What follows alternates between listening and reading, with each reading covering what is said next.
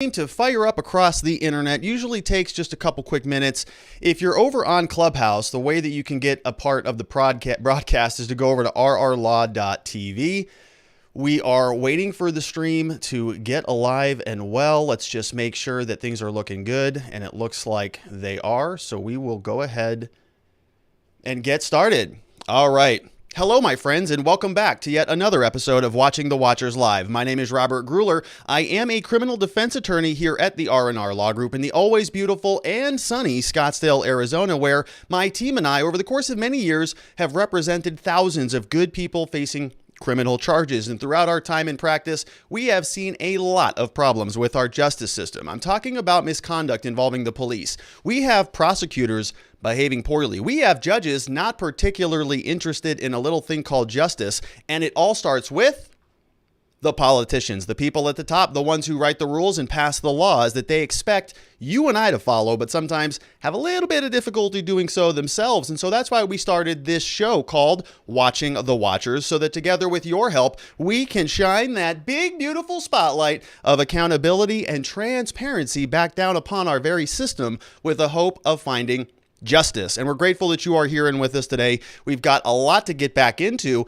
and I've been out of the hot seat for a few days. It's very good to be back. I was out at a conference last week on Thursday, Friday, learned a ton, very eventful, got a lot of value out of that. And so I appreciate you letting me have a little bit of a hiatus from the show. It was also nice to break away from politics a little bit because it can kind of get a little bit grating on you. So hopefully you were able to separate yourself from that out as well over this weekend, because we're going to get back into it today. We're starting with Derek Chauvin. Opening arguments in that proceeding happened earlier this morning. We heard from the prosecutor, we heard from the defense attorney, and we even heard from two witnesses today, actually three witnesses, I think. And so we're going to give you a little bit of an update on what is going on with the Chauvin trial, because this is it.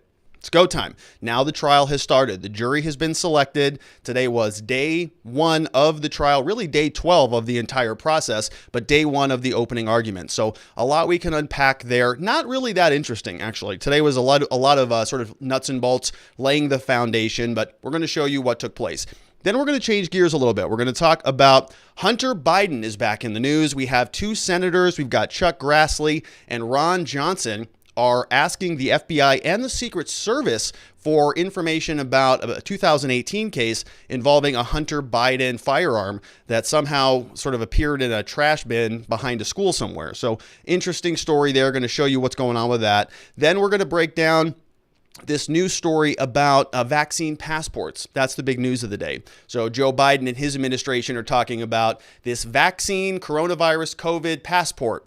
You're going to have a document, it sounds like, in order to get admission into certain areas, certain things, to be able to participate in certain events. So a lot of debate is taking place about this issue right now. We have Joe Biden, who is sort of hinting that they're moving that direction. We've got Ron DeSantis out here from Florida, who's saying that's not happening in our state. And so you're already seeing the dividing lines sort of materialize throughout our country. So we'll dive into that discussion. We have Ghislaine Maxwell also in the news today. Ghislaine Maxwell is now facing new charges. She's already been in custody for a very long time, doing everything under the sun to try to get out of custody. Federal judge has said that's not happening. And now she's sort of hit with a new accuser, a new alleged victim, and also new charges. So we got a copy of her superseding indictment. We're going to go through that as well. Not a lot new there, but I want to show you what that looks like. Then lastly, we're going to talk about this Christian professor who won in the Sixth Circuit on a gender pronouns case. That's pretty interesting. What the heck is going on there? So we've got a lot to get to today. I think we got 5 segments that I just go through there. So we are going to be taking questions.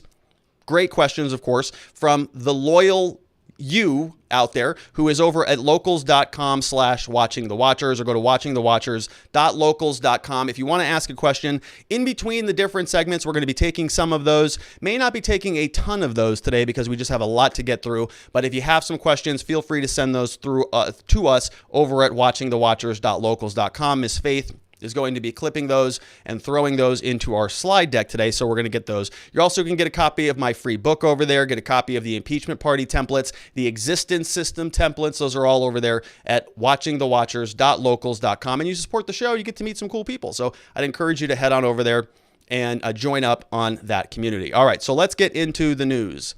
Derek Chauvin trial, day 12 today, was opening arguments, happened earlier this morning.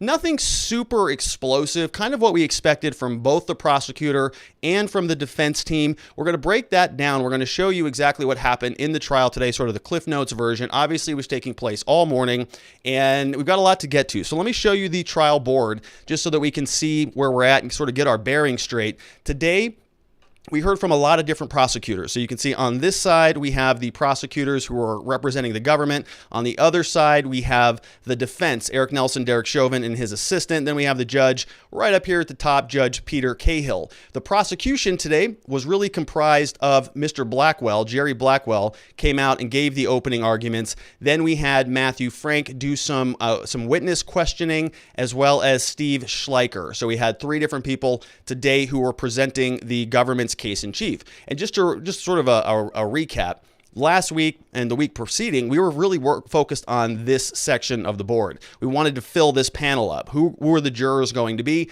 And this is representative of the jury panel. You can see we've got a lot of women on the panel. I think it's 8 white folks and 6 people of color have all been identified and placed on the panel. And this lone juror, juror number 15, was removed from the panel, so we'll get rid of him tomorrow. But he was there this morning. He's no longer there because they're going to be focused on the other 14 jurors. This is a full panel. So we started today, oral arguments from Mr. Blackwell. Matthew Frank was another prosecutor asking questions of witnesses, as well as Steve Schleicher. So a lot of people.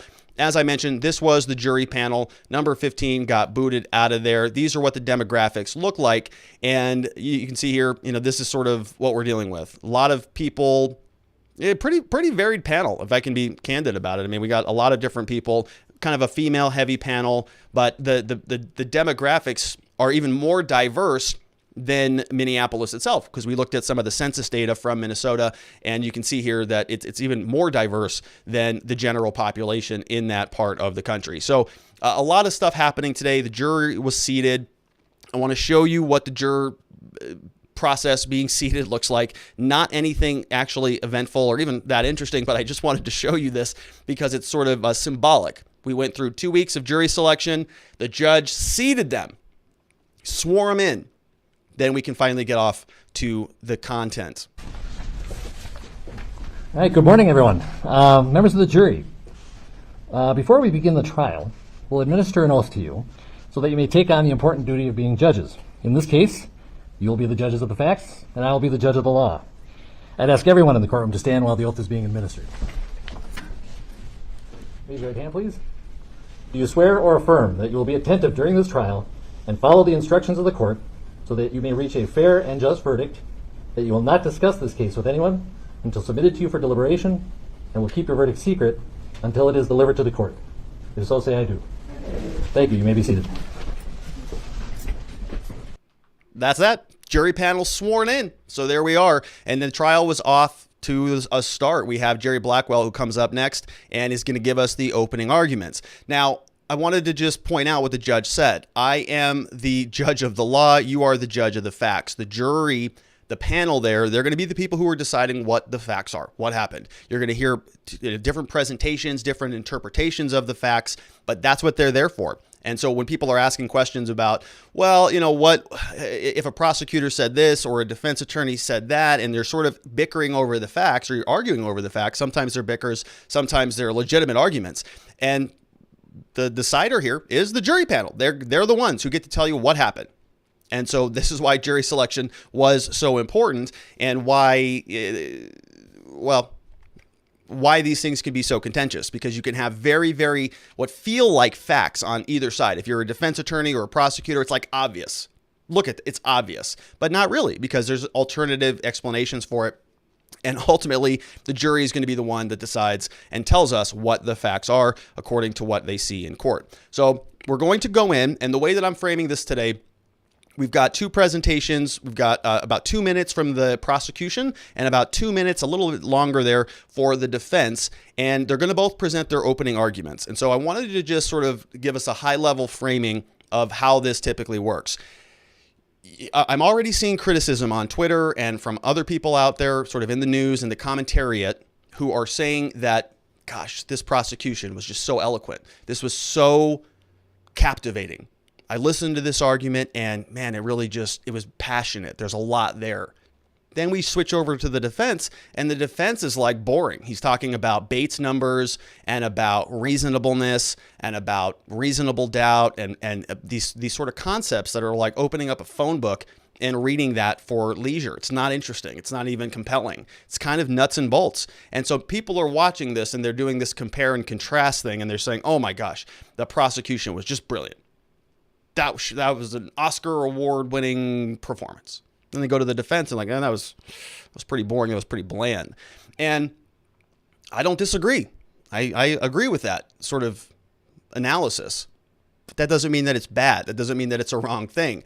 This is kind of how it goes. This is how the cards just fall when you are a prosecutor or a defense attorney. Prosecutors typically are very emotional. They have a lot of that type of language in their toolbox. They get to come out every time and say, this was a travesty of justice. This was horrendous. This was insanity. I can't believe this happened. This was a harm. This was a threat to society. And they get to sort of stand on their soapbox and scream that from on high, while the defense has to sort of play a different ball game. We're playing the game where it's typically, it's a reasonable doubt. There's alternative explanations for these things. And those tend to be a lot more boring. They're not nearly as provocative. They're not nearly as interesting. And you can just sort of see how this fleshes out with basic criminal cases. So let's take a DUI, for example, right? If you're a prosecutor and you are trying to convict somebody who is alleged to have committed a DUI offense, what do you get to say when you go into court? This guy was driving drunk, hammered drunk.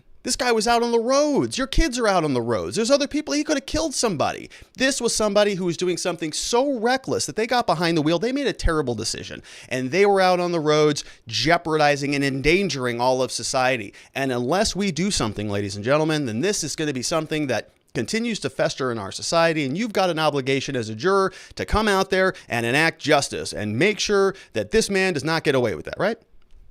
A lot of emotion, a lot of color in that type of a statement. But what if you're a defense attorney? What do you say? Well, no, actually our client wasn't drunk. There was a misinterpretation of the toxicology reports. There was a crime lab error. Something happened where there was a disconnect when they were being processed down at the crime lab. There was a chain of custody problem. And so the toxicology report, that's actually not even our client. That blood vial belonged to somebody else.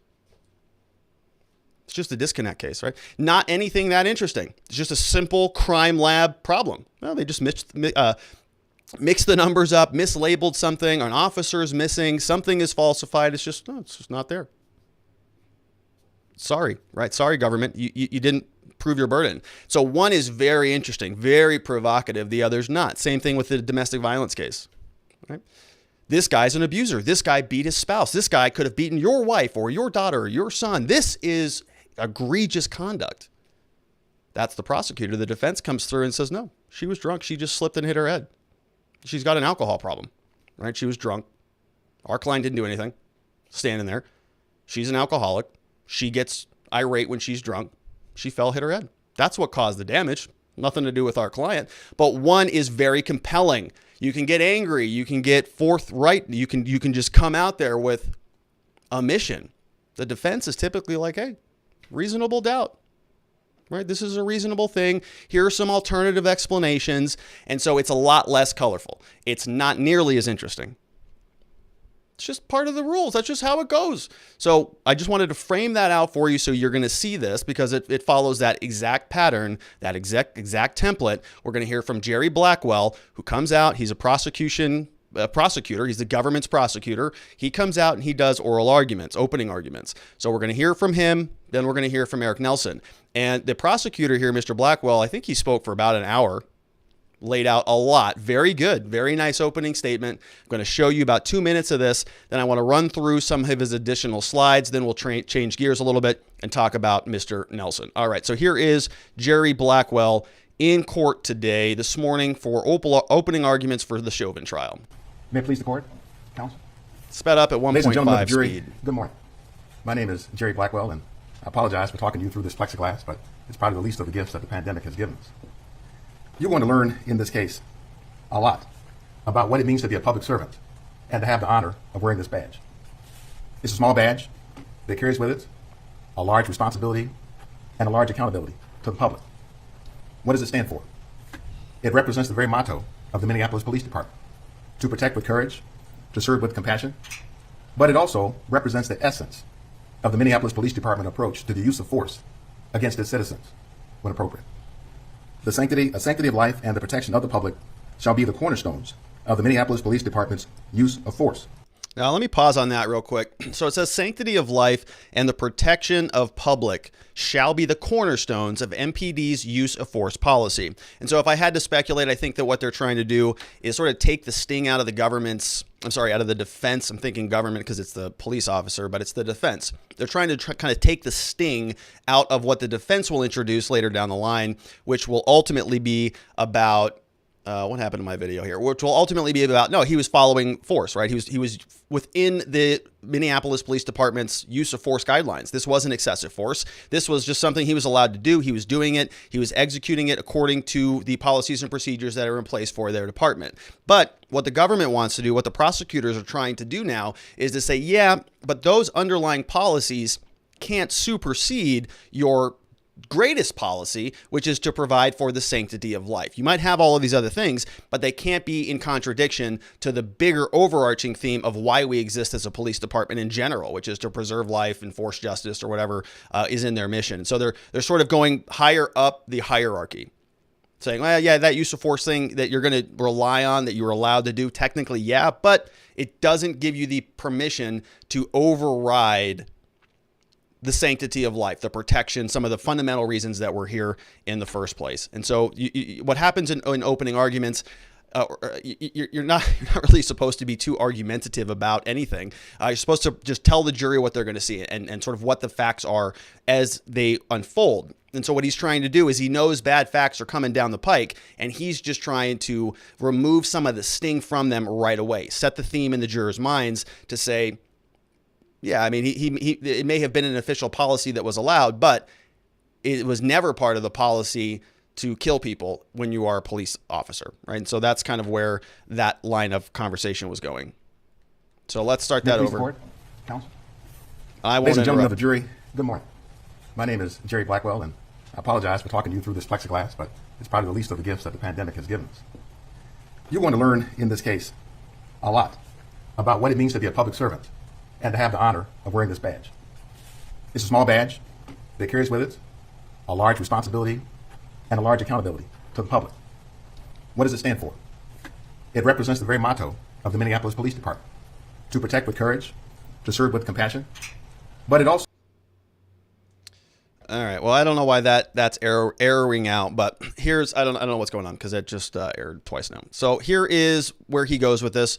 This is the timeline of what they're sort of piecing together. So he walks us through this entirety, this entire timeline, sort of piece by piece. Takes him an hour to do it, and he really references in this 9:29. How long did this whole process take? 9 minutes and 29 seconds. And a lot of this is I think, very well done. Says here at 8:19 we got George Floyd handcuffed. Then at 8:22 he says, my stomach hurts, my neck hurts, everything hurts. So he starts, his initial sort of complaints come right at about 1 minute after the fact. Then at 8:23:59 final words, I can't breathe. Officer Lane at one point at about 8:24 says, I think he's passing out, right? And so what they're going to be doing now is trying to use this second sort of 3 minutes and 51 seconds to say this is where a lot of the sort of correction should have come in. And they're showing you these frames. So when they're superimposing these two things happening together, George Floyd and his statements, his language, also juxtaposed with the imagery that we saw. So we've got Chauvin's knee on the back of Floyd's neck taking place for about 3 minutes and 51 seconds. And from the time that George Floyd goes silent with the sporadic movement, which they're going to identify as a medical condition when somebody is basically suffocating to death, they're going to say that these spasms had nothing to do with drugs. They had everything to do with the fact that he could not breathe and his body was sort of, gasping, sucking involuntarily. When you go, you take that big deep breath, your body's trying to do that. And it's, even though you're not conscious, sort of the reptilian part of your brain is now triggering the mechanisms in your body to inhale oxygen. And so he's going through those involuntary spasms. They're going to bring in medical experts that say, yeah, that is indicative of suffocation or asphyxiation, and that is what ultimately caused him to die. And so, two things are happening. Number one, they are trying to take this and sort of draw out the causation here to say that the causation started right at about halfway. So as soon as he started, this I can't breathe, and now he's doing these involuntary spasms, this is where we can get real clear on what was causing the remainder of the silence and the non-responsiveness. What was the cause of it? Was it the drugs, or was it asphyxiation? And so they're identifying this moment right here, this at 8 minutes and about 23 minutes in, 8:23:59, they're saying he had these involuntary sporadic movements that was caused by the knee on the neck, which was evident. This happens as a result of asphyxiation, and this was the new cause. So it's two things are happening. They're saying that was the cause of death, but also the failure to do anything after that point contributed significantly to the cause of death. So they're sort of achieving all of the necessary causation elements in all three of those charges by focusing on that one transitionary spot. So well done from the prosecution. I think very compelling. Officer Chauvin lifts his knee off of Mr. Floyd's neck. Now the defense, of course, is going to go through here and say all this is caused by the drugs, had nothing to do with the knee on the neck. All of this would happen anyways, and that Floyd saying I can't breathe 27 times was part of his modus operandi. This had nothing to do with the fact that he literally couldn't breathe. It's something that happened in prior arrests, and he was saying that even before he made it to the ground, right? So, they're going to take that, they're going to draw that out a little bit, but it is compelling from a prosecution standpoint. I think it stands on its own. Also can take a look here. It says on October 16th, 2002, revised August 17th, 2007, based on the Fourth Amendment's reasonableness standard, sworn Minneapolis Police Department employees shall only use the amount of force that is objectively reasonable in light of the facts and circumstances known to that employee at the time force is used. The force shall be consistent with current training. So that was another slide. They are also telling us we're going to be hearing from a lot of different doctors who are going to prove that the cause of the death was asphyxia. So this is from the government's opening statement. They gave us a whole slew of witnesses that they're going to be calling. We got a forensic pathologist, pulmonologist, cardiologist, somebody or two people who work in critical care, somebody who works in emergency medicine, internal medicine, and then toxicology, which will be a very interesting one because the defense is presumably going to have their own toxicologist. And so this is just to prove that the cause of the death was asphyxia. And I said that this in my Defending Derek Chauvin video, this was the main crux of this entire case, right? Causation. What caused the death? And here you can see 1, 2, 3, 5, 6, 7, 8 different witnesses, expert witnesses, who are going to all come in and testify to that. It's that important because this entire case is based around causation. Pretty obvious on that. Now, here are some other expert witnesses who are going to prove that the use of force was not reasonable. So we're going to have Jody Steger, who is a chief of staff, the inspector general for LAPD, 20 years with the LAPD, sergeant and officer. We have another person, Seth Stoughton, who is University of South Carolina, tenured associate professor, specializes in criminal law, procedure, police law, and policy. So we'll see what Seth has to bring in on this. And then that was the government's case. I mean, it was very compelling. I thought it was well done. Not lost on me that they selected the only African-American that, as far as I can tell, who was on the prosecution team to come out, introduce themselves to the jury, make sure that we have that component of this case front and center. There's good reason for that. I think it was a smart move, pretty obvious, but a good obvious move. You should take those easy moves. And so if this case is about, sort of the racial killing by white people of black people, you put the only African-American person who is on that side front and center. Let him do the opening arguments. Very powerful. People might think that is inappropriate or it's a little too racially provocative or whatever. I don't think so, right? This is you assemble the team and you play the plays that work best for your side. Government is doing that. Doing a good job of it. So then we're going to change gears. We're going to see that Eric Nelson comes out. Very brief opening statement, 20 minutes. Doesn't even get into all of those other issues. Talks a lot about logic, emotion versus logic, and it's not even that interesting. kind of not supposed to be, though. It's supposed to be about reasonable doubt, about a lot of the more boring arguments. Defense just doesn't have the opportunity to make those claims. So let's take a look at what Eric Nelson had to say earlier this morning. May it please the court, counsel, Mr. Chauvin, members of the jury. A reasonable doubt is a doubt that is based upon reason and common sense. At the end of this case, we're going to spend a lot of time talking about doubt. But for purposes of my remarks this morning, I want to talk about reason and common sense and how that applies to the evidence that you're about to see during the course of this trial.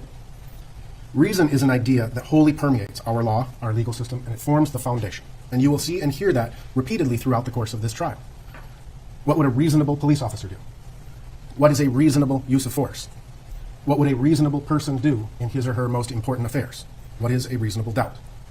As such, reason dictates and necessitates how the evidence must be looked at and analyzed in every single case. And common sense is exactly that. It's common sense. Common sense tells you that there are always two sides to a story. Common sense tells us that we need to examine the totality of the circumstances to determine the meaning of evidence and how it can be applied to the questions of reasonableness of actions and reactions.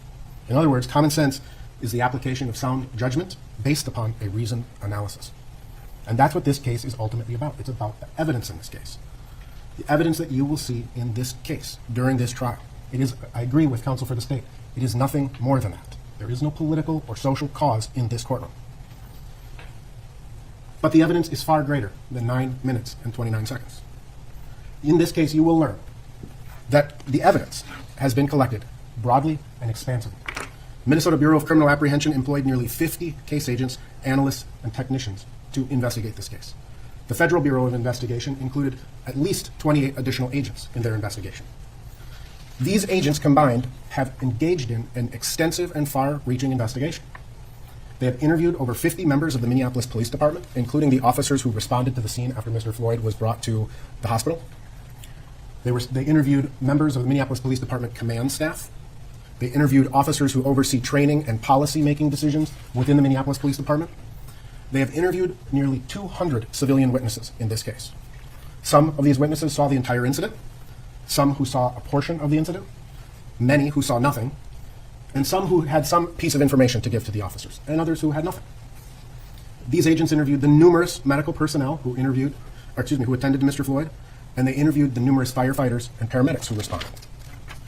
Agents executed approximately a dozen search warrants in this case to gather information, and in the end, you will hear a term throughout, I believe, this case called the Bates stamp number. The Bates stamp system is a way for lawyers to keep track of the case, to make sure that we are working from the same set of documents, the same set of evidence, to preserve the integrity of the investigation. You will learn that we are approaching 50,000 Bates stamped items. So this case is clearly more than about 9 minutes and 29 seconds. As you all saw during jury selection, the witness list in this case neared 400 people. So how do we begin to analyze and organize this evidence? I suggest that you let common sense and reason guide you. All right. So definitely a different approach here. So we kind of saw some of it from Mr. Blackwell. I did post a full clip over, I think, on Twitter today. If you missed the clip that I was going to play, it's available there. I don't know why my slides weren't working, but basically he comes out and he talks about, he's really focusing on the 9 minutes and 40, I think they expanded the minutes. It's over 9 minutes now. He's focusing on the 9 minutes. That is where the microscope is. They have a magnifying glass on this really narrow, small little window. They want you to focus right there on the 9 minutes and 46 seconds or the 8 minutes, 46 seconds, right there. It's all there. And they're going to just be surrounding this case with cell phone video and witnesses and people who were there and interpreting that event. Because that's all you need to know. We all saw the video. Isn't that enough? And so what the defense attorney is trying to do is come back out here and say that is not even scratching the surface, not even remotely. In fact, there's 50,000 Bates stamps, Bates stamp documents. That is a ton of stuff. That is a ton. We saw that the government had, I think, 8 witnesses that they're bringing. The defense has their own witnesses. And so what Mr. Nelson's doing, while the government wants you to look right there, he's saying, no, this whole thing is way bigger. Way bigger. So use your common sense. Just use your reason. If it really is as simple as Derek Chauvin just put his knee on his neck and killed him, Well, then what the hell are all these other witnesses for? What is all this material? What is this entire production for? Because it's not that cut and dry. There's actually a lot of other explanations as to the cause of death, as to how Chauvin was trained to respond to these things. And so it is not particularly interesting. If you watch Mr. Nelson's opening argument, 20 minutes, goes out there, hey, use your logic, use your reason. You just saw the government come out here, went on for an hour, blah, blah, blah, blah, blah, right? All these timelines, all of this stuff, putting together PowerPoint slides, whatever. It's all nice, it's all pretty. But it's way bigger than 8 minutes and 46 seconds or 9 minutes and 46 seconds. It's way bigger than that. And so all he's trying to do is just hit the reset button. All right, you heard that for an hour. Reset. As you're listening to this evidence over the next 2 to 3 weeks, give it a fair shake. Use your common sense and apply it towards the law at the end of the case. So I thought it was good. I thought it was effective. Very boring. Nobody cares about Bates stamps and that type of stuff. Very, very, very boring. Kind of monotonous stuff. Reasonable doubt. Okay. But that's what the defense does. That's just how it works if you're a defense lawyer. It's not as interesting. Every now and then, you see what you see in the Hollywood movies where, oh yeah, but it was that person with a knife on the 3rd floor at 9 p.m. after the maid went to sleep, right? Like that's in the movies. That's in Hollywood. This is, no, the government has the burden of proof. They got to prove their case. Eric Nelson doesn't have to prove anything. They got to prove it. And they got to prove it beyond a reasonable doubt. So he's resetting the volume. I think it was pretty effective. Let's go through a couple witnesses who were called. Nobody really groundbreaking. This is a witness called Jenna Scurry. And so she was in court today. She's a 911 operator. And she was testifying today what the government is doing. So the government presents their case first, and then the defense gets to cross-examine their witnesses. So the government calls witness number 1. Name is Jenna Scurry. She's a 911 operator. She took the 911 call, and she's somebody who also is able to sort of view things on the monitor at a certain period of time. So the government called her. Really, the testimony that I think they wanted to get out from her was that this was not an ordinary 911 call. She gives them that. And they're using this to admit some of the phone calls and then get into further conversations down the line about other witnesses. So she's sort of the opening of the case, right? You got to have an opening scene in your trial or in your movie or in your TV show. So this is her 911 call. All starts with the 911 call. All right, here she is. So she comes in, testifies today. I want to show you, her testimony was not that particularly interesting, but I wanted to show you something that's going to be happening a lot in this trial as this case moves forward. So this is when the government is asking her questions, and they're trying to get in certain records that we're not going to spend much time on about the 911 calls. So they're asking her questions. What this prosecutor is doing is laying what's called foundation, okay, before an exhibit gets submitted into court. So he's saying, do you recognize this? Do you use this on a daily basis? Is this kept as part of your job? Is this familiar to you? Is this something that you would use when you're performing this task? Is this something your supervisors would also recognize? Okay, because you use this every day. How long have you been using it? 5 years. All right. It's foundation. They're establishing that this is something familiar to that person, and then they're going to admit the exhibit into the record so that everybody can see it on the other side, so that the jurors can see it, the judge can see it. It's part of the official record. And so what's going to happen here is this is very basic, very routine, but I just wanted to pause on this because this is the first time that this is going to happen. I want you to note what number exhibit this is. So we have hundreds of exhibits, and I want you to note what happens after he moves to admit the exhibit. So he has this woman say, yep, I recognize it, all good, and I move to admit it. He goes back to Eric Nelson, the defense lawyer, who then has to look at it. Right? They got to look at these exhibits. Well, I don't have a copy of that. What is this? What does this mean? And you're going to see that this takes about a minute, maybe 90 seconds. This is going to happen a lot, over and over and over again as this trial continues to move forward. So just get used to this. This is laying foundation and admitting exhibits. This happened earlier today. I'm showing you what we've marked as Exhibit 151. Do you see it on your screen? No. Oh. Now do you see it? Yes, I'm using the judge's computer. Okay. Do you first of all, do you recognize what this document is? Yes. And how would you refer to it so I get it right? It is the printout version of the call And that it came in from 911. so as calls are processed through the center, a record of that is made that looks like this. Yes. And is this kept in the ordinary course of the business of the call center and keeping track of what it does? Yes. And have you on prior occasions relied on something like this to recall what happened during a call? Yes. And is it something that you're able to see even sometimes during your shift? Yes. And would this come up on one of the multiple screens that you have if you wanted to? Yes. everything looks different. It would take a lot of explaining, but yes, we see all of this information. Your Honor, then I would offer Exhibit 151. All right, so he moves to admit it. Now he's looking through his files. Well, I don't have that. What is that? I don't have a copy of that in my disclosure. So they get up, they're talking about it. He's saying, he puts his mask on. And they're all, it's funny because this is just something that happens. And it's, all right, let me check. Okay, let me see if it's there. All right, let me look it over. All right, this is what this is. Okay, let me check my files again. He's looking at his computer. No, we don't have that. What is that there? All right, I guess we do have it. All right, so they come back in, exhibit received, right? And it's just sort of this thing that happens behind the scenes that may not seem like that big of a deal, but it's very important, right? This is a document that's going to go in front of the jury, and they're going to be able to reference that. So Eric Nelson's taking a look at this. All right, what are you throwing in there? What are you trying to slide in there? And so you're going to see a lot more of this as the trial unfolds. So just a little bit of a inside baseball going on there. Going to show you another one of those here in a minute. This woman, her name is Alicia Euler. She's 23, was from Arizona, and she is somebody who was not particularly helpful. She was I think a witness on the side of the road, and you're going to hear the prosecutor, Mr. Schleicher, coming in, asking her questions, and I think what he's trying to do is lay some foundation. So she is somebody who recorded a cell phone video from the side and is not really remembering much of anything. Not a particularly useful witness, but what we're trying to do now is sort of frame out the incident, frame out the side of the road, all of the traffic, all of the people, the witnesses, the bystanders, everybody there. The government is trying to flesh out who was there, what they saw, where did this material come from. So they can't just, pull off a Facebook video, says somebody was live streaming the George Floyd murder.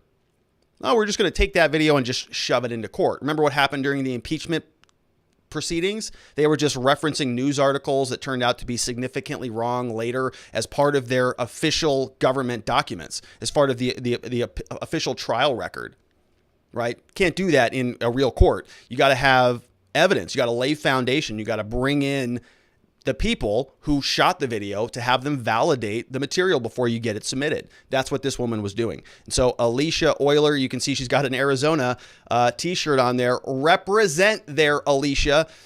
Here she is responding to the government's questioning. Do you recognize that person, that officer?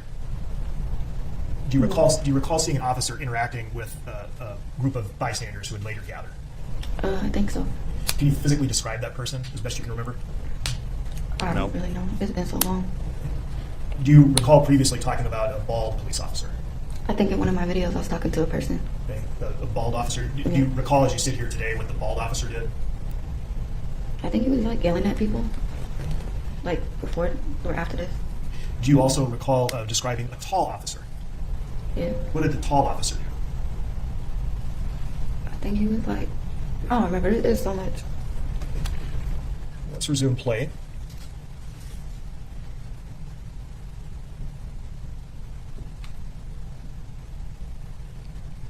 Come on, Alicia. There's always some shit going on. Pause for a moment. Now, what we heard there that was imposed at the same time as the surveillance video was your second recording. Is that right? Mm-hmm. Yes? Yes. And again, that was your voice when you said there are always some... Yeah. Right. Okay. Had you continued to watch these events out the window that entire time? Did I watch it out, like outside? From inside? I think I went outside to smoke a cigarette. So, not a groundbreaking witness. That's okay. Just, very preliminary stuff, just reporting on her version of what she saw. Doesn't remember much of it. Kind of, comes into court. Not particularly useful. Doesn't answer a lot of questions, but is able to detail what's happening with that cell phone video. Then we transition and we have this gentleman who was a security guard. Remember him? We talked about him previously, and I didn't capture his name. It's not in my notes for some reason, but he was the guy that there were some motions in limine that were being filed about before the trial started. And specifically because he has a lot of experience. I think former law enforcement, and he's a wrestler. Shout out to the wrestlers out there who has some training in this, right? Has experience with dealing with people physically And so they're bringing him in there. He was also a bystander. And so we're going to see 2 clips from him. I think the first one that we've got here is where he's identifying the defendant. So remember what we were talking about with laying the foundation with the 911 witness, the woman who was testifying about what she heard on the phone call and so on and so forth. Well, you also got to identify the defendant. You also got to make sure that the person who's sitting in court is the person who's supposed to be there. And you go through this formal ID process. This is what it looks like. They use this witness to help facilitate that. So let's see here. Well, all right. I don't know why that's not working either. So my videos are not working, but this is the witness now. What are you seeing? Detailing where he's at. I hear an older guy saying it's going to be okay, quiz this and arrest. They're going to get you up and put you in the car. And just hearing people, different people actually vocalizing their concerns to the officer. And hearing George on the ground pretty much pleading for his life, saying he's sorry, I can't breathe, I want my mom, just please let me up, and things like that. So, while we still have Exhibit 19 up, can you show the jury after you got done observing, where did you go from there? I ended up somewhere in this vicinity throughout the whole time. Okay. And so when you went over by the curb area there, what did you see happening on the ground behind the squad car? Well, before I walked up, I noticed that it was an officer standing right here, kind of pretty much dictating the crowd from only standing on this curb right here where they're at. Noticed that part right away. And then I finally noticed it's going to be on the opposite side, but I noticed George's head was kind of sticking out from the side of the car. And then I noticed Officer Chavez right here with his knee circulated on George's neck. But this is all happening on this side of the car. All right, we'll get to that in just a second while we're still on this photo. All right. So again, this witness is coming in and he's sort of testifying about what happened. And a big part of this, is it's very foundational. This is all, we all kind of know this stuff already. This is all right. So what, right? We all know what happened. There was an alleged counterfeit $20 bill. He gets pulled out of the vehicle. We're sort of framing out the situation. There's an arrest that takes place. Then, there's a couple important questions. What was the cause of the death? And then was there, last minute ingestion, last minute concealment? Was there a response that Chauvin should have done that he didn't do that was in violation of police protocol? And none of these witnesses are really giving us any indication about anything about that, right? They're not helping us on answer those questions. They're framing out, they're laying the foundation for the good information, the stuff that is going to be dispositive. Dispositive meaning it's going to help us decide one way or the other. Okay, the 911 call, she going to help us answer those questions? Not really. Is the Arizona gal going to help us? No, not really. Is this guy, martial arts background, law enforcement background, going to help us answer whether or not the knee killed George or the fentanyl killed George? No, not really. But it is useful for framing out the sort of the first level of analysis, for setting the scene, and that's what this guy did. So let's take a look at some of the questions over from watchingthewatchers.locals.com. We've got some good questions in the house. First one comes over from J-Bone. J-Bone86 says, so apparently the autists on the interwebs have identified the third witness today, probably the guy we just talked about, participating in riots, and busting out windows of police vehicles. Can the defense confront the witness with this at all? Yeah, so I think that they certainly could. I think that you'd probably get an objection from the prosecution saying, oh, that's not relevant, right? Who cares if he was busting windows out of police vehicles? That's not relevant to what he saw here today on that particular incident. And the defense would just say, yeah, but it does go to his motive. It does go to his credibility. In other words, somebody who is very, very prolific in participating in riots and participating in unrest, somebody who's very adversarial against the police, would not be a particularly credible witness in this case. And so, yes, you can challenge and impugn the credibility of witnesses all day. Whether the defense wants to do that or not is a different story, right?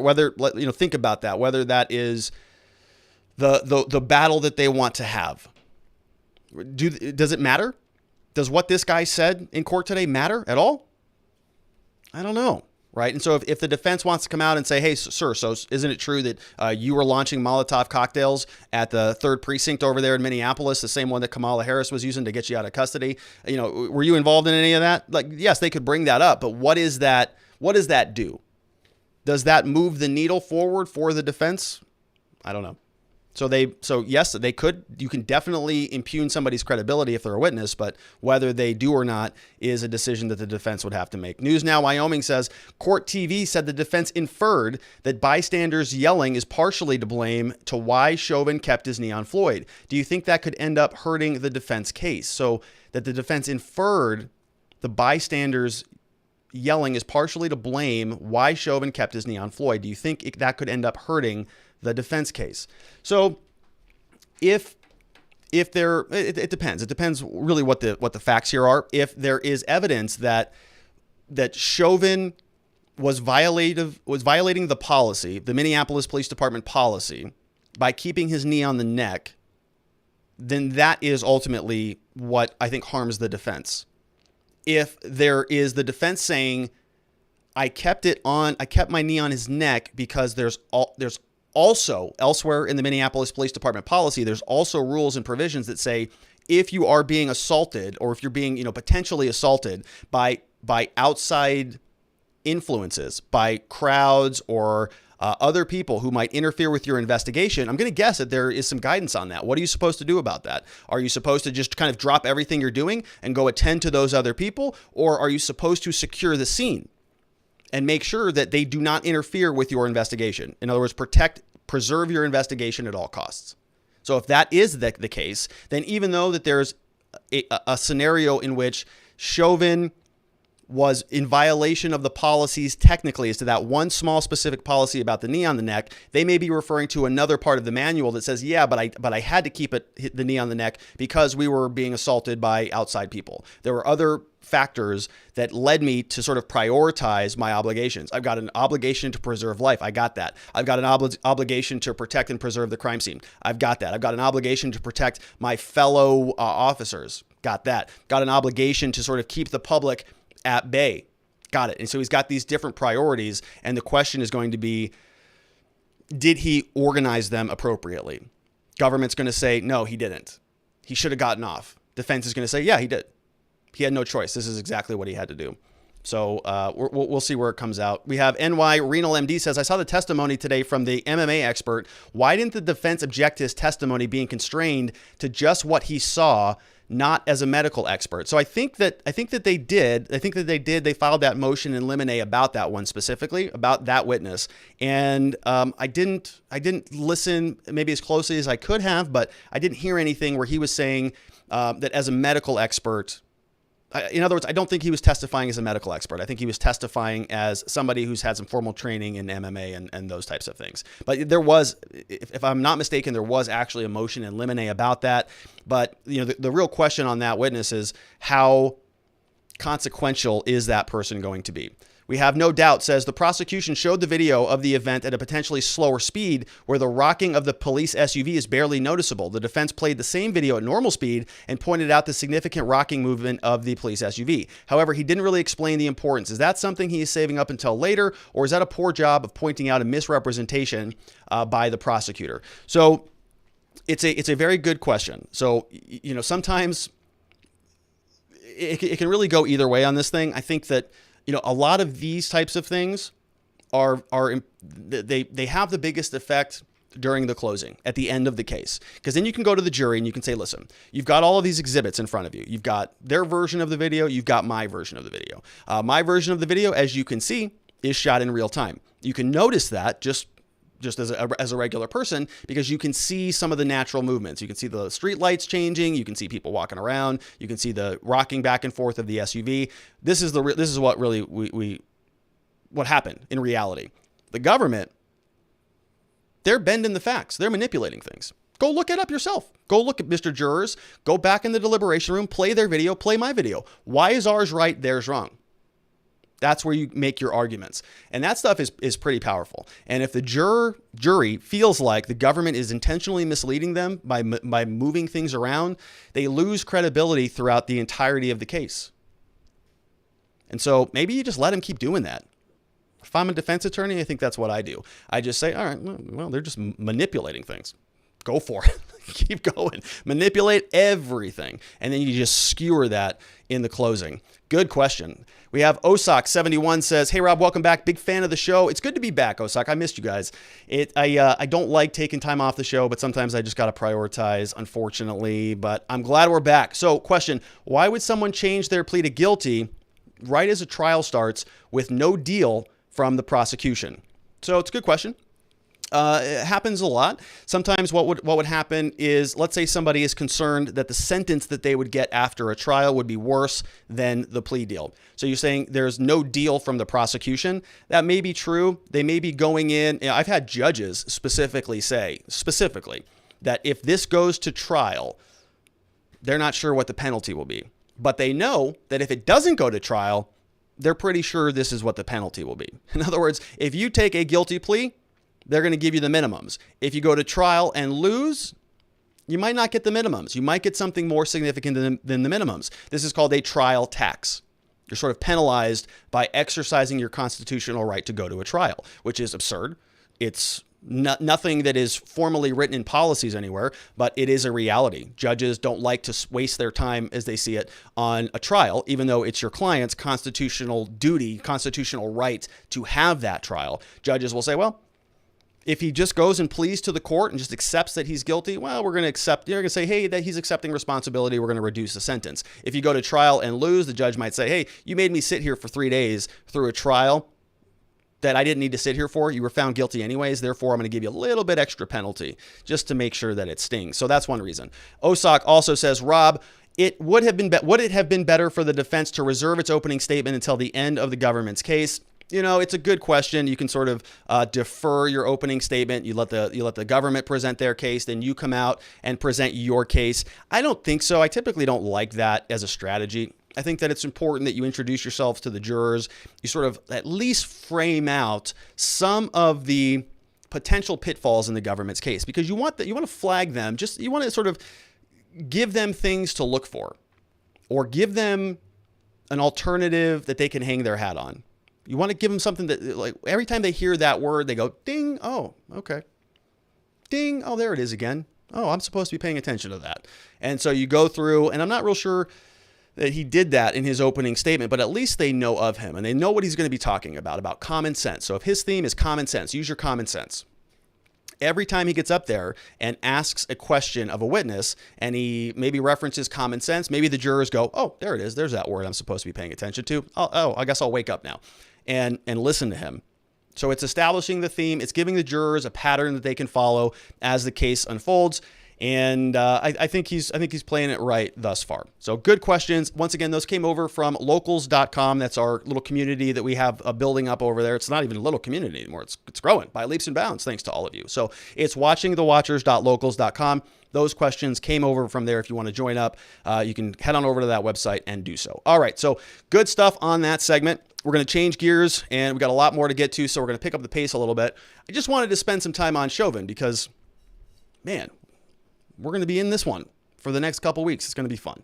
All right, so next up, we've got Hunter Biden is back in the news. Pre-election, we did talk about him on this channel, but he's back in the news. This time, we're talking about a gun that apparently ended up where it shouldn't have been several years ago, 2018 now. This article comes over from thedailycaller.com, says GOP senators demand that the FBI, Secret Service, and others provide records on the alleged Hunter Biden gun incident. And so to frame this out a little bit further, obviously Hunter Biden is Joe Biden's son.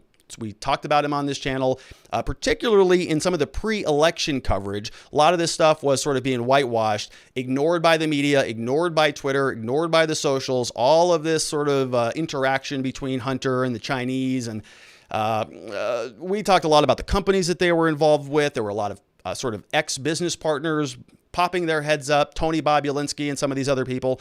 And a lot of it just kind of was swept under the rug because it wasn't politically accommodating for one party in particular. Now, this story is bubbling up again, and we're going to go through it just to flesh out what the government is doing. We've got some senators now looking at the president's son. FBI is involved. Secret Service is involved. So let's see if we can flesh this out a little bit. 2 Republican senators are asking the directors of the FBI, the Secret Service, and ATF for details of their alleged investigation into a handgun that belonged to Hunter Biden, reported missing in 2018. So Joe Biden is out there. He's talking about doing some executive orders on firearms. Wonder if this is going to be retroactive or whether Hunter Biden is going to be caught up in that big net that they are just salivating to drape over all of us. In their letters, Chuck Grassley, Ron Johnson, 2 senators, refer to a report from Politico this week about a gun incident. According to Politico, on October 23, 2018, Biden's sister-in-law, Hallie Biden, called the police in Delaware to report that she had thrown Biden's gun in a trash can behind a grocery store. Hallie, who was also dating Hunter, so it's a sister-in-law also dating Hunter. So that was his brother's widow he's dating, said that she went to retrieve the gun after growing worried someone might find it and use it to commit a crime, but was no longer in the trash can. So we got some internal family drama going on. Gun gets thrown away. She goes and tries to find it. It's not there. So she calls the police. Called the police in Delaware. All right. FBI responded to the scene of the investigation, as did ATF. So she calls the police. FBI shows up. ATF shows up. U.S. Secret Service also shows up in the investigation. They contacted the gun store that sold the firearm to Biden, according to Politico. Store owner provided the documents to ATF, but, quote, refused to supply the paperwork. The store owner provided documents to the ATF, but refused to supply the paperwork, out of concerns that the Secret Service officers wanted to hide Hunter's ownership of the missing gun in case it were to be involved in a crime, Politico reported. Nobody was arrested in connection with the incident. Secret Service, however, denied this week that the agency was involved in the incident, though text messages that came to light on Friday show that Hunter Biden wrote to someone that the FBI and Secret Service showed up to investigate an incident that resembles the one in Delaware. U.S. Secret Service records confirmed the agency did not provide protection to any member of the Biden family in 2018, that the Secret Service had no involvement in this alleged incident, the agency said in a statement. New York Post reported on Friday, Biden said in 2019 to a text message to Hallie Biden that had taken the gun out of his truck lockbox and dropped it in a garbage can behind a grocery store. So you've got Hunter Biden, the president's son, who's married to his sister-in-law, who is his dead brother's widow. And they're getting into an altercation. This is happening in 2018. And then again in 2019, Hunter Biden sends a text message over to Holly, says, hey, this gun is, Secret Service showed up. FBI showed up. All right. Secret Service says, nope, no protection. We didn't have any involvement in that. Now, it's possible. You could say that Hunter Biden did sort of mistake what federal agencies were investigating him, because there are a lot of them. So maybe he just got confused between the Secret Service and the FBI and ATF. And you've got a lot of people with sunglasses and black suits, so it's hard to keep track of all of them. So he's also got the IRS and different attorney general's offices and different prosecutors around the country. So he's got a lot of government officials all up and down his back, but sometimes you just forget. You just can't keep track of them all. So, all right. So sources say that the Secret Service did insert itself into the case of Hunter Biden's gun. So this is the article that comes over from Politico, the one that was referenced previously. Says here, Secret Service says it has no record. They were not under protection at the time. Days later, the gun was returned by an older man who regularly rummages through the grocery store trash to collect recyclable items, according to people familiar with the situation. The alleged involvement of the Secret Service remains a mystery. Well, they are secret, of course, so that might be why. One law enforcement official said that at the time of the incident, individual Secret Service agents at the agency's offices in Washington and Philadelphia kept an informal hand in maintaining the formal vice president's security. So what does that mean? It means if you've got a hooligan child who's running around grifting off of your life and career in politics, you might want to have some sort of formal involvement to make sure that that person doesn't go off the rails again, because that has happened previously with this individual. The person cited an instance in 2019 when the Wilmington office of the Secret Service called the Delaware State Police to arrange security for a public appearance by Biden. Secret Service declined to answer a question about whether it had informal involvement in the security during this period, asked whether the Secret Service requested state police security for Biden during a period in which he was not under their protection, says, I have reached out to our sergeant who oversees all of this. He's unaware of any requests. Any involvement by the Secret Service on behalf of the Biden family or on its own initiative would be inappropriate interference in an incident that is already being investigated by the police and the FBI, according to law enforcement officials. So Secret Service is basically saying, nope, we had nothing to do with it. Doesn't look like there's any real evidence of that. But now we have the United States Senate. We got Senators Grassley and Ron Johnson who are asking some questions. So this was sent over on Friday, it looks like. So March 25th says, Dear Director Murray over at the FBI, a recent press report detailed a 2018 incident where a firearm owned by Hunter Biden was discarded in a trash can behind a grocery store across from a high school. You like how they threw that in there, this high school? So they're referencing this political article across from a high school. It's all about the children, folks. Squeeze that in whenever you can. If somebody did something bad, you want to make it 10 times worse, just say that that happened by a high school or by a grade school or by a kindergarten. Doesn't matter what it is, right? If you had a bad morning because somebody did something mean to you, they did that mean thing to you, literally right next to that kindergarten down the street. Can you believe that? There's a kindergarten right there. They cut me off. There's kids right there. Makes it way worse. It's pretty good.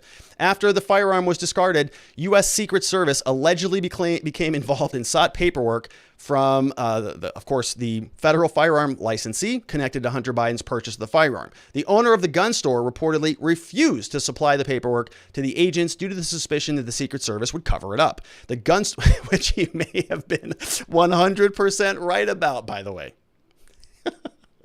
They wanted to hide Hunter's ownership of the missing gun. The gun store owner reportedly provided the paperwork to ATF. According to the report, neither Joe or Hunter was a Secret Service protectee at the time. However, according to this report, a law enforcement official claimed that Secret Service agents in Delaware kept an informal hand in maintaining the former vice president's security. So what the heck does that even mean? If true, the Secret Service must explain why this was allowed to happen. In addition, at the time of the 2018 incident, FBI reportedly responded to the scene. However, it's unclear what actions, if any, the FBI took. Yeah, so there should be reports about all this, right? If number of agencies come up there, you always write a report. It's always in some sort of log somewhere. We call it CAD. It's called Computer Aided Dispatch. Even local police departments have this, right? They get a phone call, 911 rings it, Computer Aided Dispatch. They enter in a bunch of codes. You see sort of a printout. At this time, this person did this person did that, so on and so forth. So presumably, if you have the FBI, Secret Service, ATF, and they're responding to the vice president's son, somebody making a note of that somewhere? That going in a record book somewhere? Or not? In light of a recent press report, please provide all records relating to your agency's involvement in the alleged 2018 incident with respect to Hunter Biden's firearm no later than April 8th. So it's basically like a Freedom of Information Act request. Sounds exactly like that, but this is coming from the Senate. Further, Secret Service failed to fully respond on October 20th relating to emails that referenced travel plans for Hunter, also involving agents. We continue to expect a complete response to that letter and ask you to produce all the letters no later than April 8th. If you have any questions, contact us here, signed by Chuck Grassley and Ron Johnson. Here is the article over from the New York Post. Hunter Biden's text messages contradict the Secret Service claims. So we know that this handgun disappeared in 2018, tossed into a trash bin at a grocery store. Hunter wrote, says, quote, she stole the gun out of my trunk lockbox and threw it in a garbage can full to the top at Jansen's.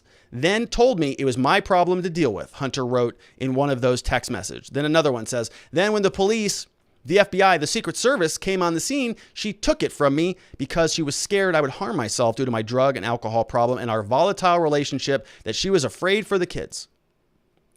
January 29th, message adds, really not joking. The cop kept me convinced that Hallie was implying she was scared of me. In another message sent closer to the incident, Hunter described the handgun as my .38. Both messages are contained on the hard drive that was obtained by the Post that holds the contents of the damaged laptop that was left at Wilmington Repair Shop in April 2019 and never retrieved. So it would have been really nice if there was an actual investigation into any of this stuff before the election, but that's all right. We'll talk about it now. Here you can see this is the text message that was retrieved by the Post. Text messages come from Hunter Biden's laptop, 2018. Yeah, no guns in a fist fight. I think it may have been a good bonding moment from us where there are two of them. We may want to find the right moment. I would probably want to leave my 38 at the office, however, and it was in my pocket. Yeah, no guns in a fist fight. That's not fun. Did I tell you what she did with my 38? True story. Tell you tomorrow. Took her from a lockbox and put it in a paper bag and threw it in the trash can at local high-end grocer for no reason, and I freaked when I saw it was missing 10 minutes after she took it. She went back to get it after I scared the S out of her. It was gone, which led to state police investigation of me. True story. She has a, quote, thing for putting dangerous stuff in garbage cans. Your stuff, but really on top of the full open trash can. I'm sure you two have intimacies, blah, blah, blah. And then he just goes on. All right, $350,000 I've given to Liz and her sister. She implied Liz and I are sleeping together, so it's all just a bunch of really not joking. The cop kept me convinced that Hallie was implying she was scared of me. I told her about everything I did or have done. She insists I've done nothing, even in the face of the receipts and phone records and location histories. She has lied flat out about things that are simply fact. All right, so she's just, they have a little bit of an altercation. This happens in relationships. Hunter sounds like he has complicated relationships. So the NRA is also not happy about this, it looks like. So they say Hunter's in Biden's involvement in a firearm incident raises important legal questions. So while advocating for new gun control laws, then Vice President Joe Biden told NRA Director of Federal Affairs Jim Baker, regarding the lack of prosecutions on lying on Form 4473s, we simply don't have the time or the manpower to prosecute everybody who lies on a form, checks a wrong box, or answers a question inaccurately. Joe may have found a new reason to oppose vigorous enforcement of gun control laws already on the books. According to this report, it was a bizarre incident from 2018. Aside from the family drama, Politico pointed out that his notorious and admitted history of drug use raised questions about whether he acquired a possessed gun in accordance with the federal law. Federal law prohibits those who's an unlawful user or addicted to any controlled substance from possessing firearms. And so they're just going to slam dunk on him, of course. They're going to go through this. They're going to say 18 U.S. Code 922G makes clear it's unlawful for any person who is addicted to any controlled substance as defined to ship, transport, possess a firearm. So they're just going to, dunk on him all day long. Going to go through the Code of Federal Regulations, go after the U.S. Code, and just say he's in violation of this. You can see them doing that repeatedly. According to the article, he purchased a 38 caliber rifle. Completion of the 4473. They're saying it's two separate crimes, so they want to charge him with U.S. Code 924, also 922A6. Normally, this is my job. Okay, normally I go and I find the different criminal charges to prosecute people with. NRA beat me to it on this one. So they've got some of the U.S. Code under which Hunter Biden theoretically could be found to be a criminal. Right. And look, it's a fun argument because you get to rub people's noses in it, especially when they're at higher echelons of power, when one set of rules applies to you and me, but not so much to Hunter Biden. Okay, if this happens to anybody else, there's an investigation. You get a seizure of firearms. You could potentially be charged with crimes for some of this stuff. He doesn't. He gets the federal government showing up on his behalf and just making sure that everything goes by the book. And then when they're asked about it, no, we don't know. We don't have any idea what you're talking about. They don't even respond to senators. They sent them a letter back in October. Secret Service says no. Not going to answer that. Sorry, guys. All right, let's take some questions on this one over from watchingthewatchers.locals.com. If you want to ask a question, if you want to support the show, if you want to download a free copy of my book, there are more goodies coming over for the locals community. Spent some time thinking about that this weekend. Then join us, watchingthewatchers.locals.com. First question on this segment comes from Sharon Quidney. Says, you say all this was swept under the rug before the election. What makes you think it will be any different now? Nothing. I don't. Except for the fact that a gun, oh my heavens, a gun, oh how scary, is involved, and it might provide more ammo for taking away our Second Amendment rights. Oh yeah, Sharon. No, if I communicated that I thought that this was going to matter at all, I apologize. I don't. Okay, there are different sets of rules for elected officials and their children and their friends and colleagues. That's why people want to be elected officials, so that they can get away with everything. Hunter Biden, just another one on the list. No problem. No problem.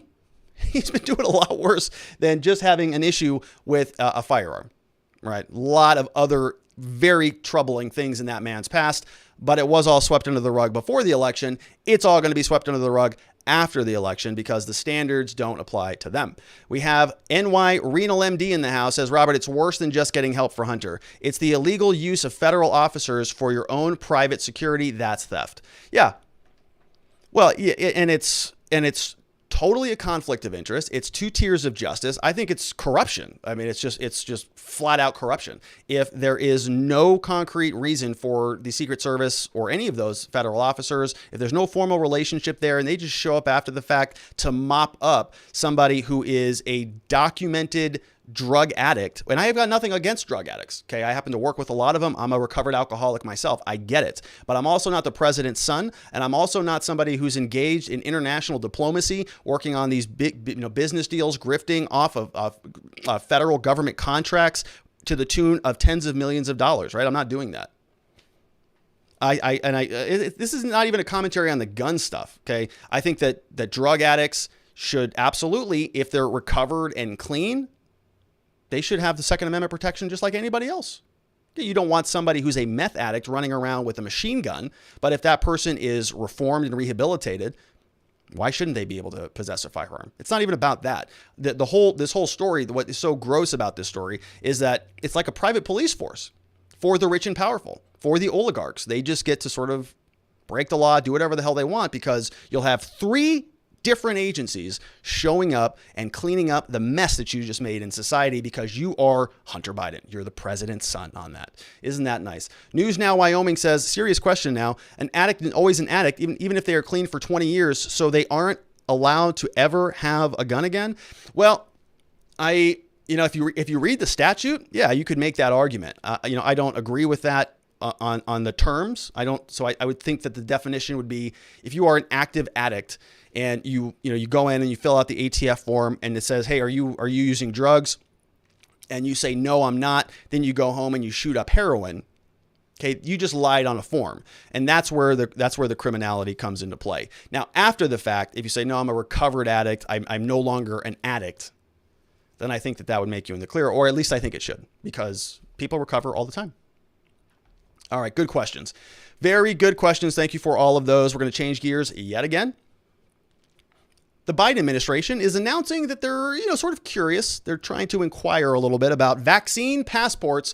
We are just still kind of emerging from the COVID coma. And already we're talking about government documents that you got to fill out in order to go and live life, sort of returning back to normal. And this is an interesting argument that is getting a lot of play on both sides of the political spectrum, both sides of the aisle. Let's flesh this out a little bit. Let's look at the both sides, and then we'll sort of do a little bit of analysis on this. And I'd love to hear from you. What is your opinion on these vaccine passports? Do you think that it's just appropriate to just fill out this little form, go get vaccinated, get a little app on your smartphone, just show it? It's just kind of a cost of doing business. This is totally normal. Or are you somebody on the other side who says, well, maybe I'm not particularly interested in having the government mandate that I conform to certain policies and procedures, that I follow certain rules in order to engage in commerce, to just live my life. Maybe that doesn't fit right for you. So we're going to get into the questions at the end of the segment. But first, let's go through the story. This comes over from Insider. It says the Biden administration is developing a national coronavirus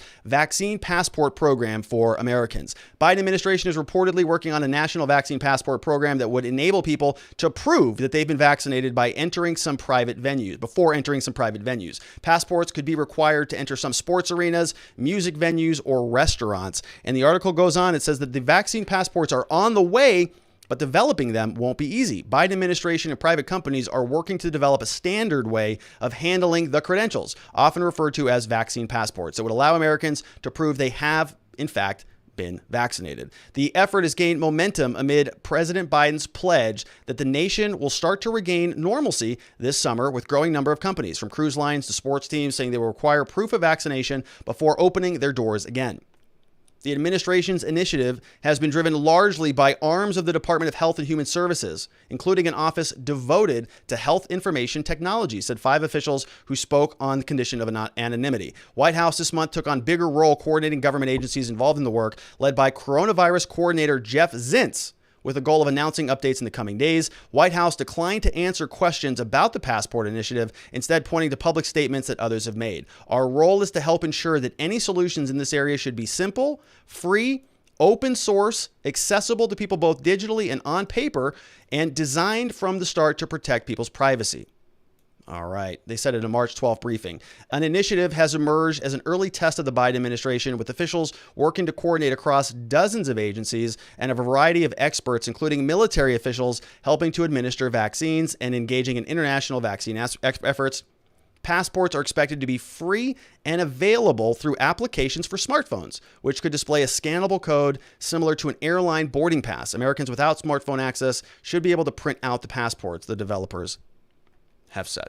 All right, so, well, this is interesting. We've got some more of the article to get through. Let's keep going. My initial thoughts on this, let's finish the article before I get there. Other countries are racing ahead with their own passport plans. So we see that over in the EU. U.S. people are grappling with an array of challenges, including data privacy, healthcare equity. The hell does that mean? Healthcare equity. We're hearing that word a lot. They want to make sure all Americans will be able to get credentials that prove they have been vaccinated, that are not easily hacked, or passports that cannot be counterfeited. So digital certificates to allow for summer travel. EU's already underway. One of the most significant hurdles facing federal officials, the sheer number of passport initiatives that are already underway, with Biden this month identifying at least 17 that they may want to focus on. World Health Organization has a digital pass devised by IBM, rapidly moving forward, even as the White House deliberates how best to track the shots and avoid the perception of a government mandate to be vaccinated. One of the teams working on the passports at the Vaccination Credential Initiative, a coalition endeavoring to standardize how data in vaccination records is tracked. So a couple quick thoughts on this. No, number one, when I first started thinking about sort of a vaccine passport, and I saw that it was on the smartphone apps, I was thinking, people are not particularly good with their smartphones, right? Have you been to a restaurant lately where everybody's using the QR codes to scan the menu? It's like a comedy routine most of the time. Okay, most of the time when I go out to people at restaurants now, they take the QR scanner, they put on their camera, and they go, "What the hell? What am I supposed? Where are the menus at? Where are the menus at?" It's still going on here. I was just at lunch over this weekend, and I'm looking around, and people are trying to figure out how to use the menu. So, the QR code adoption rate is still a little bit slow on the uptick. So, how are people going to be sort of incorporating just a new app that people already are terrible at using for something as important as this? Would they do it? Yeah, probably. Certain demographics of people would, but others would not. What about senior citizens? What about old people that just don't really use technology and are not familiar with this? So they're going to have to go print out this stuff, and they're going to have to go, there's an alternative for them. But the question on that one would again would be the adoptability. How many people are actually going to do this stuff, or how many people are just going to say, I'm still not going to do things, right? I'm not going to go out there and engage in commerce. And that's their decision. That's, they can do it one way or the other. The other thing that I think is pretty important on this, and how this is all framed, is this concept of a government mandate, right? A government mandate. We're going to talk a little bit more about this, I think, as this goes on, but how does that sit with anybody? Does that sound right? Your government mandating that you get a COVID vaccine or a COVID passport. So we're not going to mandate that you get the vaccine, but we are going to mandate that you get the passport. And in order to do things like engaging in the real world, you got to get the passport. So we're not going to tell you to go shove something in your arm. We can't do that. We don't have the permission, the constitutional wherewithal to do that. But we are going to say that if you want to do other things, then you got to have the passport, which necessarily means you got to go get the vaccine. And if it's a mandate, that's a whole separate can of worms on this, right? We have the Supreme Court that has already said the government can mandate a lot out of you. Okay, people get up in arms anytime that they say the government's telling us what to do. Well, they tell you what to do all the time. They do all the time. I'm up in arms about it every day. I'm pretty angry about all the things the government tells us to do on a regular basis. And that list just keeps growing by the day. Now they want you to go get a vaccine passport, or presumably. This is where this is trending. It hasn't been, rolled out quite yet. They're talking about how this is going to look, and they're sort of hinting that this will not, in fact, be a government mandate, because that would make the general revulsion to it that much greater. If they said you had to do it and you said, I don't want to do it. Well, you have to. Well, I'm not going to now. I was thinking about it, but because I have to do it, I'm not going to do it. Okay, I'm that type of person, generally speaking. So that's why I'm a good defense attorney, right? So, this is something that is sort of percolating under the surface right now. We'll see where it goes. I do think that the government mandate is up for debate right now. We're talking about the implementation of it. We're also talking about the government mandate from reverse. So we see governors now coming out and saying, we are going to mandate that this is not allowed. We're going to sort of pass a bill that says you are prohibited from using vaccine passports. I'm not so sure I sit there, I fall into that category either. So let's keep going through this story. It says here, there is evidence that vaccine passports could motivate skeptical Americans to get shots. Several vaccine hesitant participants at a recent focus group of Trump voters led by Frank Luntz suggested their desire to see family go on vacation and resume other aspects of life outpaced fear of the shots, particularly if companies and others required proof of vaccination. Some attendees dissented and warned that requiring credentials could backfire. I would change my travel plans, said a man of Patrick of Tennessee. Yeah, which is, I think, a very interesting point. You just don't do those things. And so if you have the government mandate it one way or the other, that's going to cause a lot of revulsion to that mandate. And what if we just left it where people could sort of decide? Individual businesses could decide what they want to do and how they want to structure their operations. And if they say that they're going to roll out vaccine passports, they're free to do that. You're also free not to go shop there. You're free not to travel on those airplanes. And how would that really work? Okay, well, let's say you got to run in to get a sandwich somewhere, and on the one place, you want to run in and grab a sandwich, you're in and out in 2 minutes. The other place, they're going to do a temperature check, they're going to do a passport check, they're going to do all this, you're just going to, enough of that. Mask up, not going in there. And so the markets will kind of work a lot of this out. The place that is selling twice as many sandwiches, they win. The other side loses. Now, you could have the converse of that, and this may differ between industries. Right? It's a little bit different buying a sandwich than it is riding on an airplane. So you may see that more people feel more secure. I'm not going to get on an airplane unless I know that everybody on there is vaccinated, would be the argument. And so maybe the only way that you can stay in business is to have vaccine passports. Otherwise, nobody's using your services. And so I think that, as is typical, the government is going to try to come out and just cram a one-size-fits-all solution down everybody's throats, which is typically the case. They just say, it's a 2-week lockdown. Well, we don't have any COVID here. That's too bad. You're locking down anyways. All right. Well, now we have COVID and we want to open up. Well, you're out of luck. You got to stay locked down again anymore, right? So they're not good at this stuff.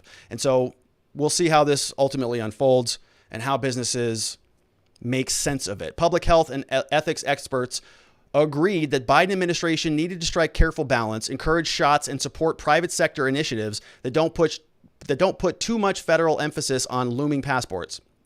If it is to become a government mandate, it would go down a dark road very quickly, said Brian C. Castrucci, who leads the Beaumont Foundation.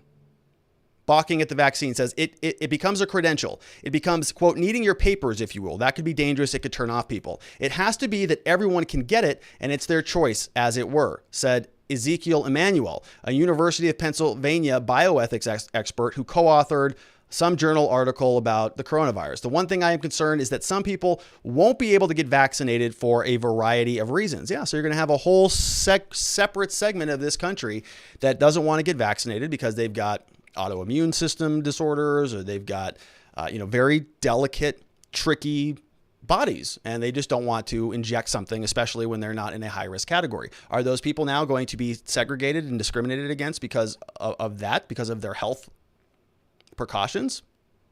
Right? It's another issue that people are going to be able to scream at each other about, which is good because we don't have enough of those in this country. So here's another one that comes over from the Columbia Bugle. We have Ron DeSantis out there, of course, in full force, saying that he is going to be taking executive action against vaccine passports. So again, I don't know what that means. We always said we want to provide it for all, but mandate it for none. So the vaccine, it's provided, but it's not going to be mandated. We are not going to have you provide proof of this just to be able to live your life normally. And this is a very interesting point. And I've seen this come from a lot of people actually saying that, well, this is going to help you return to normal. Well, just go get the vaccine, get the passport, and then you can go do those things that you weren't able to do. You know, you couldn't go to a concert, you couldn't go to a sports event, you couldn't even go to a bar or club. Well, just get the passport. Now you can, and then you can return to normal. As if it's like returning to, but that's not normal. That's not what we were talking about. If we rewind the clock 14 months, 15, 16, 18 months, there was no vaccine passport. That is the normal that people are talking about. They were talking about returning to normal, not returning to normal with conditions, to normal with a vaccine passport. So it's not really the same thing, but they're going that route, saying it's normal. This isn't really normal. The other argument is that this is just temporary. Well, it's just temporary. It'll go away soon. I'm not so sure about that. We've got a lot of different variants popping up around the country, around the world. I think we're going to see more and more waves of this stuff. Coronavirus, I think, is here to stay. Kind of a perpetual state of fear. It's nice. It's just like we're still dealing with terrorism, right? It's a much lower volume right now because we have white supremacy now. It's sort of terrorism's going down, white supremacy's going up. Very similar categories, just a different boogie person. And so now we have a little slow boil of COVID and vaccine anxiety that we can live in for the foreseeable future without any real prospect of going back to normal. Anyways, here is Ron DeSantis now talking about what he intends to do out of Florida. This is him today. Make some comments. And I've said stuff previously, but we are not supporting doing any vaccine passports in the state of Florida. No one was more aggressive about getting this out. If you look at all the different points throughout Florida, whether it's a hospital, county health department, a retail pharmacy, a drive-through sites, church sites, all this stuff, it's important. But we always said we want to provide it for all, but mandate it for none. And that was something that, while it was advised to take, particularly if you're vulnerable, we were not going to force you to do it. So there was never under discussion any mandates to take vaccines. We will not have COVID vaccines mandated in Florida. The flip side of that, though, with these vaccine passports is it's completely unacceptable for either the government or the private sector to impose upon you the requirement that you show proof of vaccine to just simply be able to participate in normal society. You want to go to a movie theater? Should you have to show that? No. You want to go to a game? No. You want to go to a theme park? No. So we're not supportive of that. I think it's something that people have certain freedoms and individual liberties to make decisions for themselves. I also wonder, it's like, okay, you're going to do this, and then what, give all this information to some big corporation? You want the fox to guard the hen house? I mean, give me a break. I think this is something that has huge privacy implications. It is not necessary to do. You know, we're going to have hit 3.5 million seniors that have gotten shots sometime this week, likely 75% of seniors. It's important to be able to do it. But at the same time, we are not going to have you provide proof of this just to be able to live your life normally. And I'm going to be taking some action in an executive function, emergency function here very shortly. But I just spoke with the speaker about it, and I'm telling Wilton publicly, so hopefully he agrees with me. But we need the legislature to come in and just say this is not happening in Florida. All right. So Ron DeSantis is now kind of fleshing out the alternative perspective that, you know, this is not something that's going to be mandated. And you shouldn't need a vaccine passport to go out there and do anything, right? Whether you want to go to a sporting event, a theater, you know, a public event, whatever it is. He's saying, you know, we don't want that to be allowed where it has to be mandated.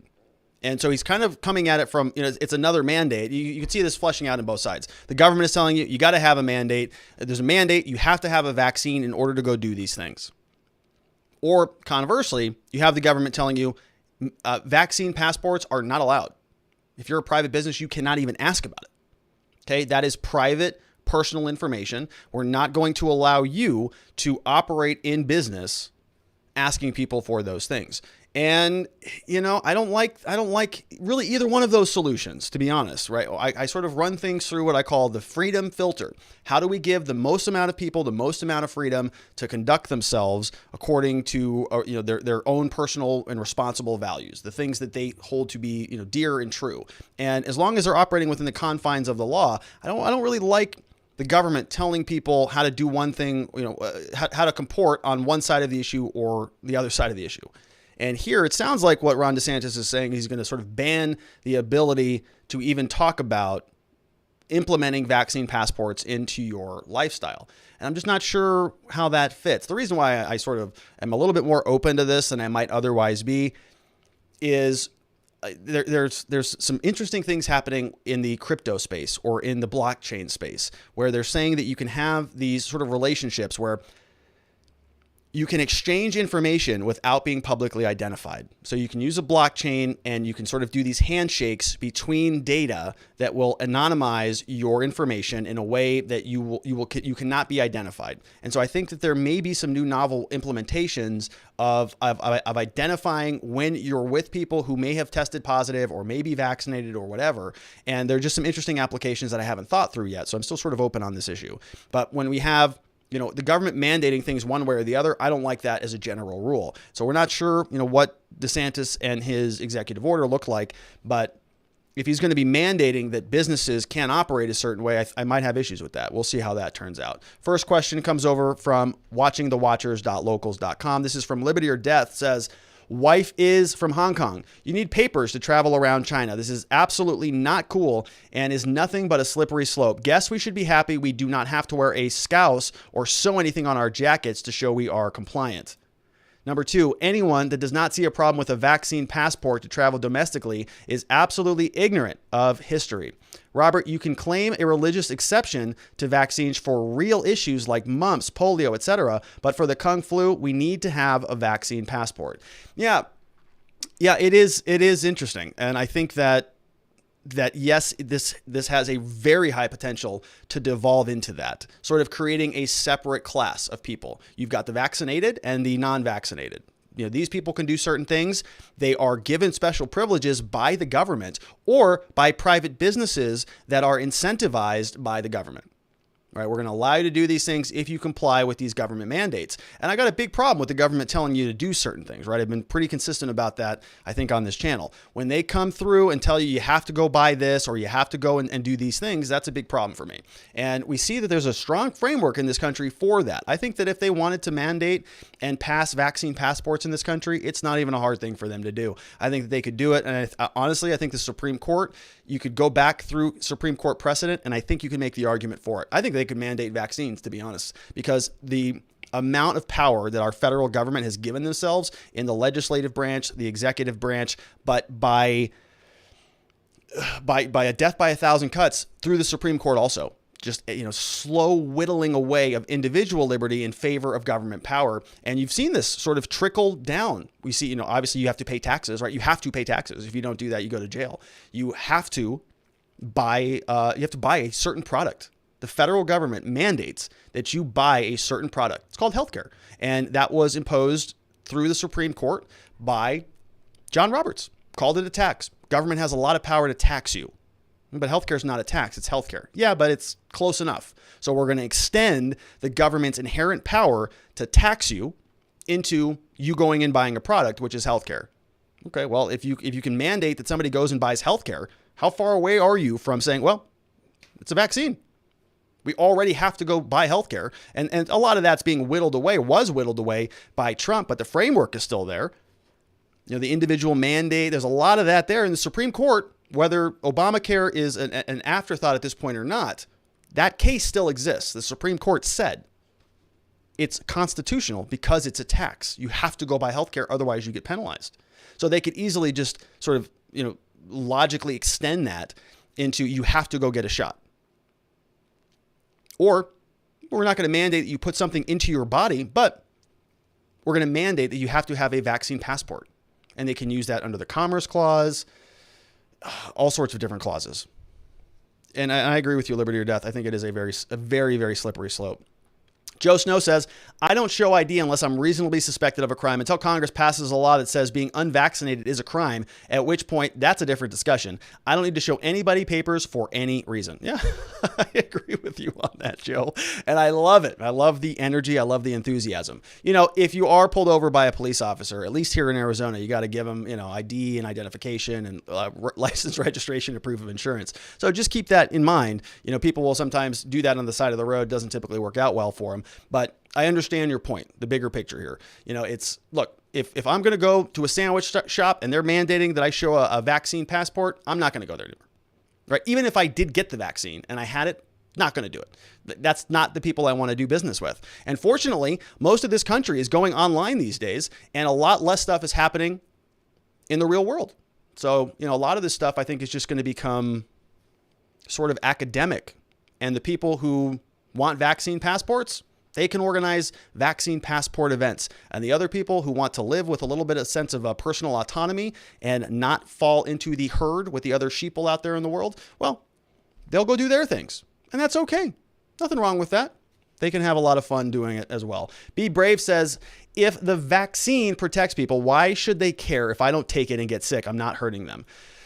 Oh gosh, yeah, that's a good question, right? It's because I think it's just two different schools of philosophical schools of thought. You know, on the one side, you've got people who think that their lifestyle, the way that they live, is the right way, and they need to mandate that everybody else does the thing that they do. There's a group of people in this country who think that way. Everything should be a certain way, sort of the idealists of the country, that everything should work a certain way, even if that is contrary to the realities and practicalities of the real world. You have other people who say, I just want to be left the hell alone. And I think that's just a personal way of living, right? I personally don't care whether somebody gets the vaccine or not, whether they wear a mask or not. It's their prerogative. If I'm at risk, or if somebody in my life is at risk, we're going to take the proper precautions that we know and believe to be necessary. But there are other people who don't like to think that way. They just want to be told whatever. What do I do next? What do I do? Oh, put a mask on? You got it. Put 2 masks on? You got it. Oh, but you said don't wear a mask? Okay, now I wear. Okay, fine. It's just how people just fall into different categories. Sharon Quidney says, I'm really of two minds on this one. As basically a libertarian, increasing government interference is bad. But on the other hand, a lot of people are really scared of this thing. And maybe some kind of certificate parallel would be rabies vaccine for your dog would help allay people's fears. Yeah, and I understand that. And I think that, that might be appropriate in some circumstances, like on an airplane. Okay, that, if you had an airplane company that said, look, we're only going to have vaccine passport flights for all of you hysterical people out there. Or maybe they're not hysterical. Maybe these are people who really are high risk and they just want to exercise proper precautions, right? I can understand that. Put them on a plane. This is a vaccine certified transport. If American Airlines wants to do that, okay, go ahead and do it. See how it works out for you. I mean, I don't know. Maybe it's their most full flights. Maybe this is a whole business for people, like the green stuff, right? Or the woke stuff. Maybe it's a new thing. And I don't want to impede businesses from being able to do that, to sort of raise the standard of care. They're free to do that. So I'm sort of the same mindset. I think it's a little bit, I can see arguments on both sides of this issue, which is why it's hard to take a hard stand on it. No Doubt says a vaccine passport is a very bad idea as it starts a very bad trend. What will they add to the passport next? Well, probably, your voting history. What did you say about January 6th? Maybe your Twitter handle. Yeah, could get bad. Onion says, Robert, to mandate vaccination is a direct violation of our First Amendment rights and will instantly create second-class citizen. No shots, no freedom. Thoughts? Yeah, I think it's a grotesque idea that the government mandates that you would inject something into your arm, but they mandate a lot of things that I think are grotesque. So nobody's asking my opinion on any of this stuff. I think that yes, it does. A mandatory vaccine does implicate a lot of potential consequences constitutionally speaking, but I'm not so sure that any of them would overcome the scrutiny of the government. The government can basically do whatever they want in this country. People don't recognize that. They find ways for them to do that, to do this on a very regular basis. And they've already said it's mandatory that you go buy healthcare. So what's to say that it's not mandatory that you go and buy a vaccine shot, right? It's not a stretch. I know people might think it might be a stretch, but it's not. It's probably right around the corner. We'll see. We got Nadar Blasier says, let's remember these vaccines are still not approved by the FDA. It's technically experimental at the moment. Yeah.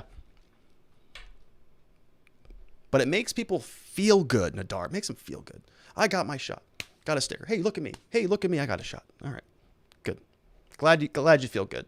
Jeremy Matrita says there is no way this should ever happen. The government has proven many times they cannot guarantee data security. Jeremy has some serious background in IT. There have been many data breaches involving millions of military members, health service, and identity records stolen.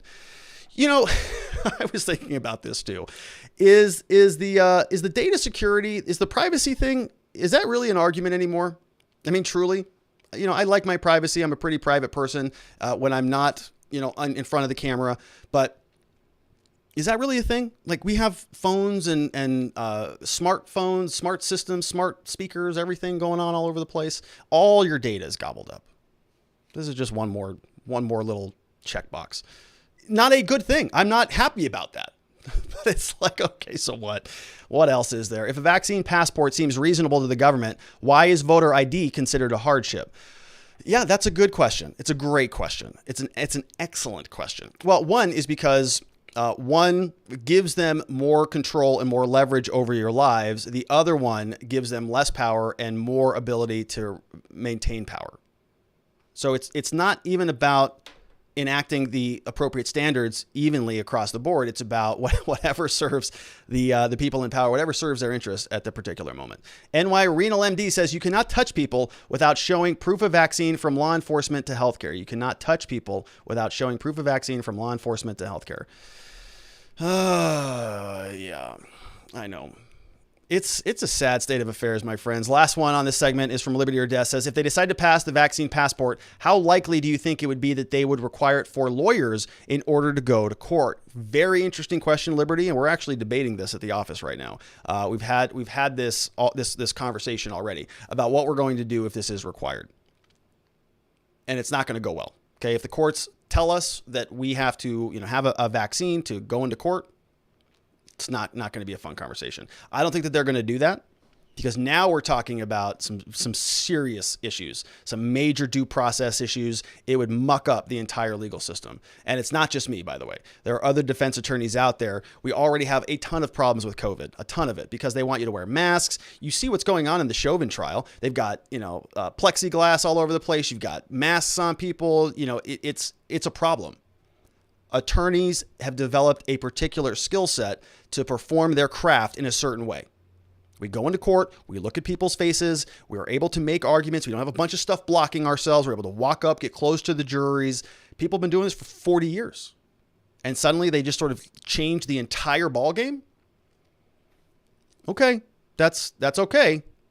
But if there's going to be something that adversely impacts our clients' constitutional rights, we're going to throw a fit about that.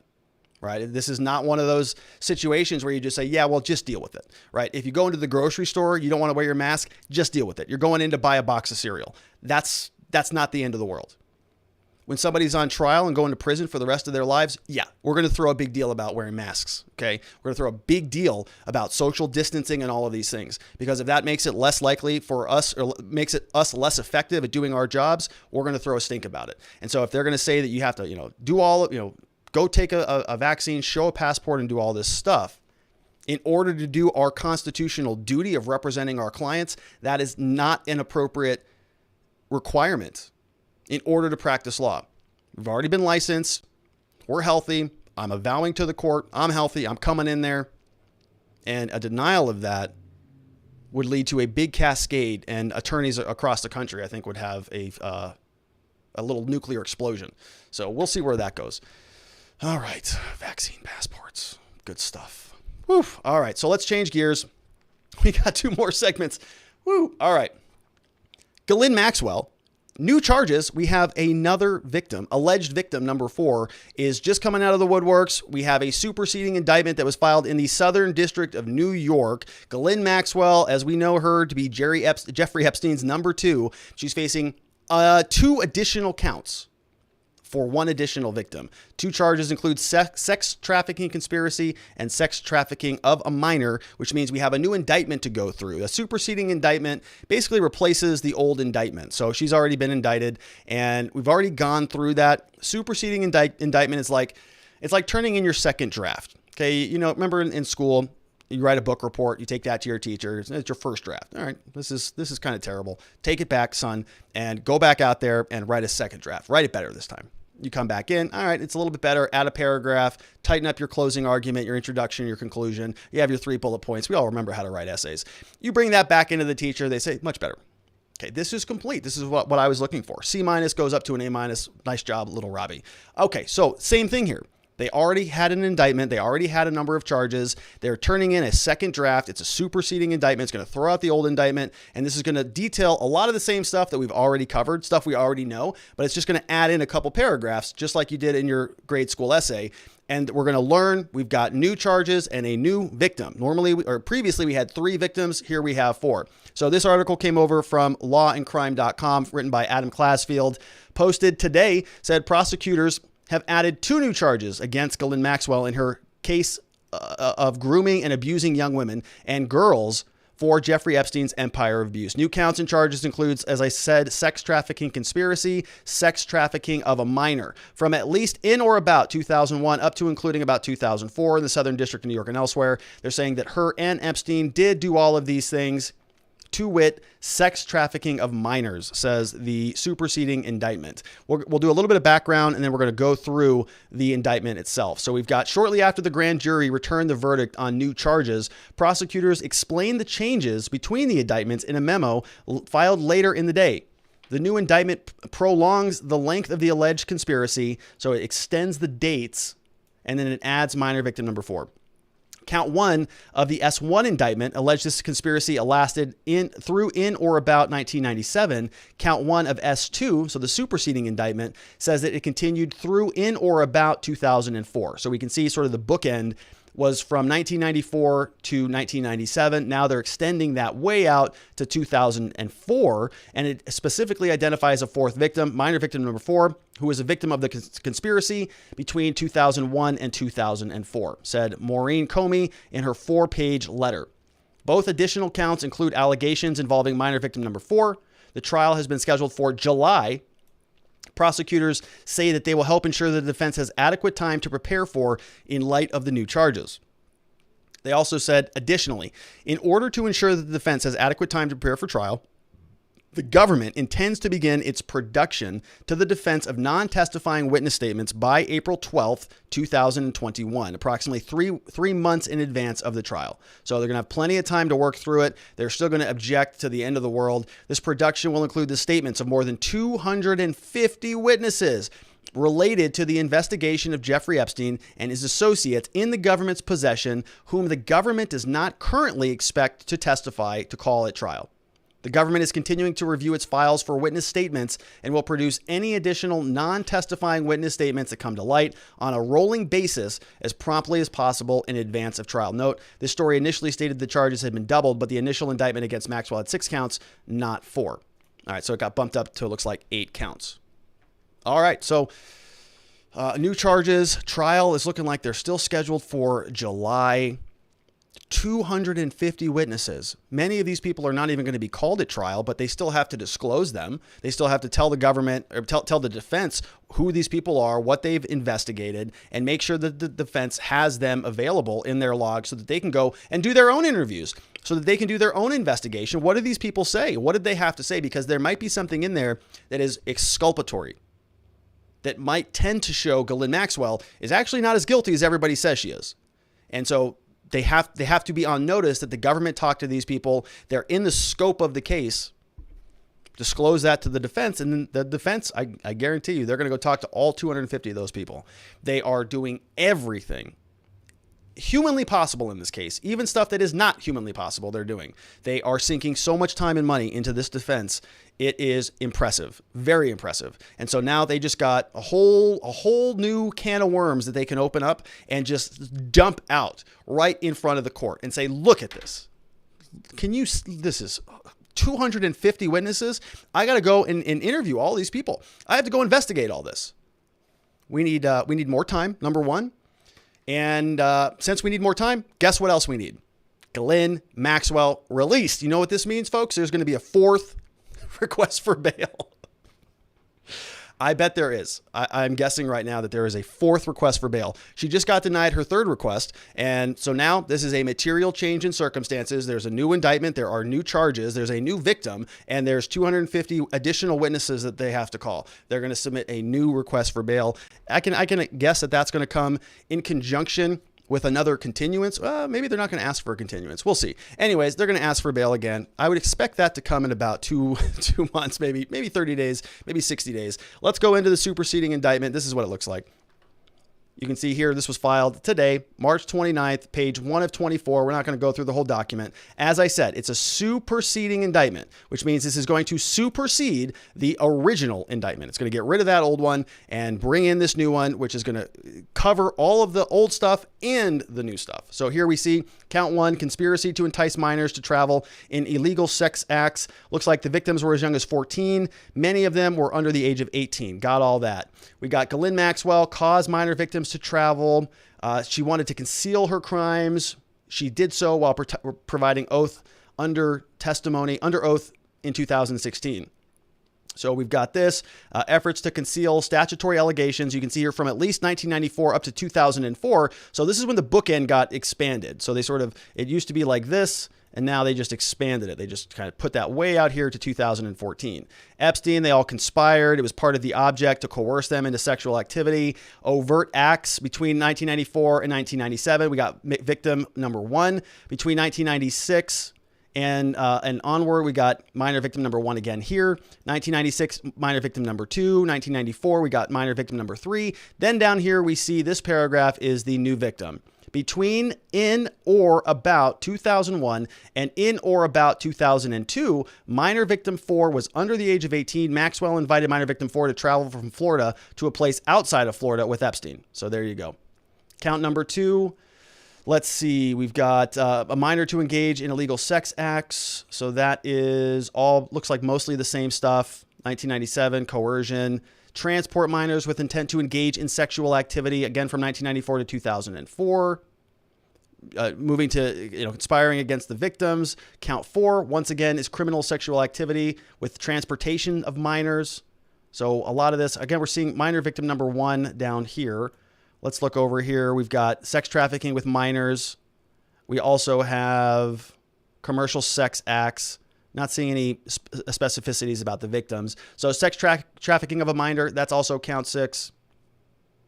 And we got minor victim number 4 here. So let's read this paragraph. Paragraph 27. From at least in or about 2001 up into about 2004, Southern District of New York and elsewhere, Ghislaine Maxwell was enticing, harboring, transporting, providing, and on and on and on. Somebody who has not attained the years of 18 years of age, engaged in commercial sex act, and did aid and abet the same.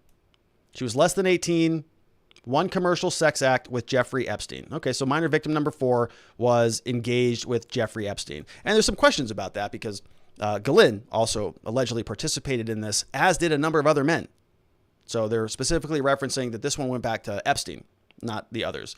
Count 7, perjury. These shouldn't change. These should all be the same because the new charges don't address perjury. Another one, count 8, perjury. So this was from her testimony. We've already gone through a lot of this where she's basically saying, she basically lied under oath during her depositions in other cases.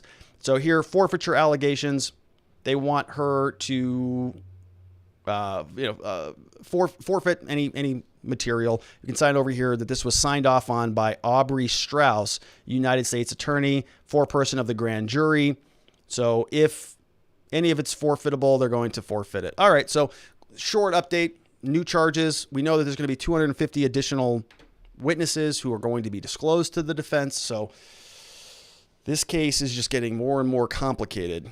And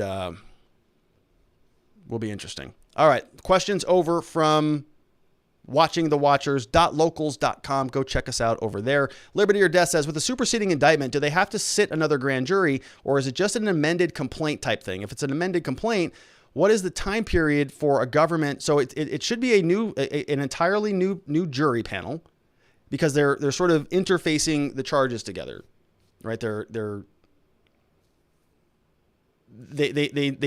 sort of, there's a conspiracy here. So they're sort of stacking them all together, and they have to make sure that they all interplay. If it's an amended complaint, what is the time period for the government to amend as of right?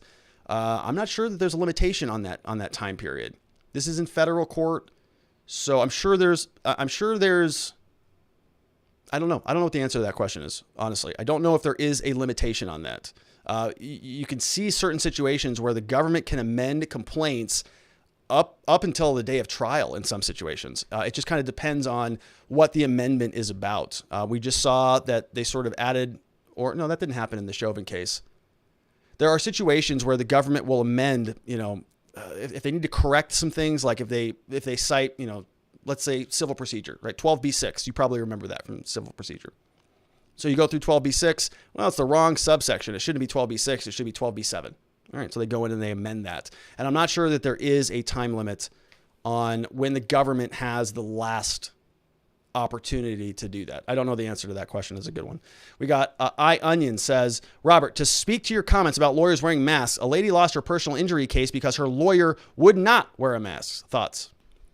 Well, my initial thoughts on that are, is that really why she lost the case? Was it because she wasn't wearing a mask, or was that lawyer just not any good? I don't know. But if they lost the case because it wasn't wearing a mask, that's not the right verdict for that, right? And that's a problem. If a juror comes out after the Chauvin trial and says, no, I voted to acquit Derek Chauvin because of something that's totally irrelevant, that's not following the law, right? So the judge would want to correct that. All right, interesting question.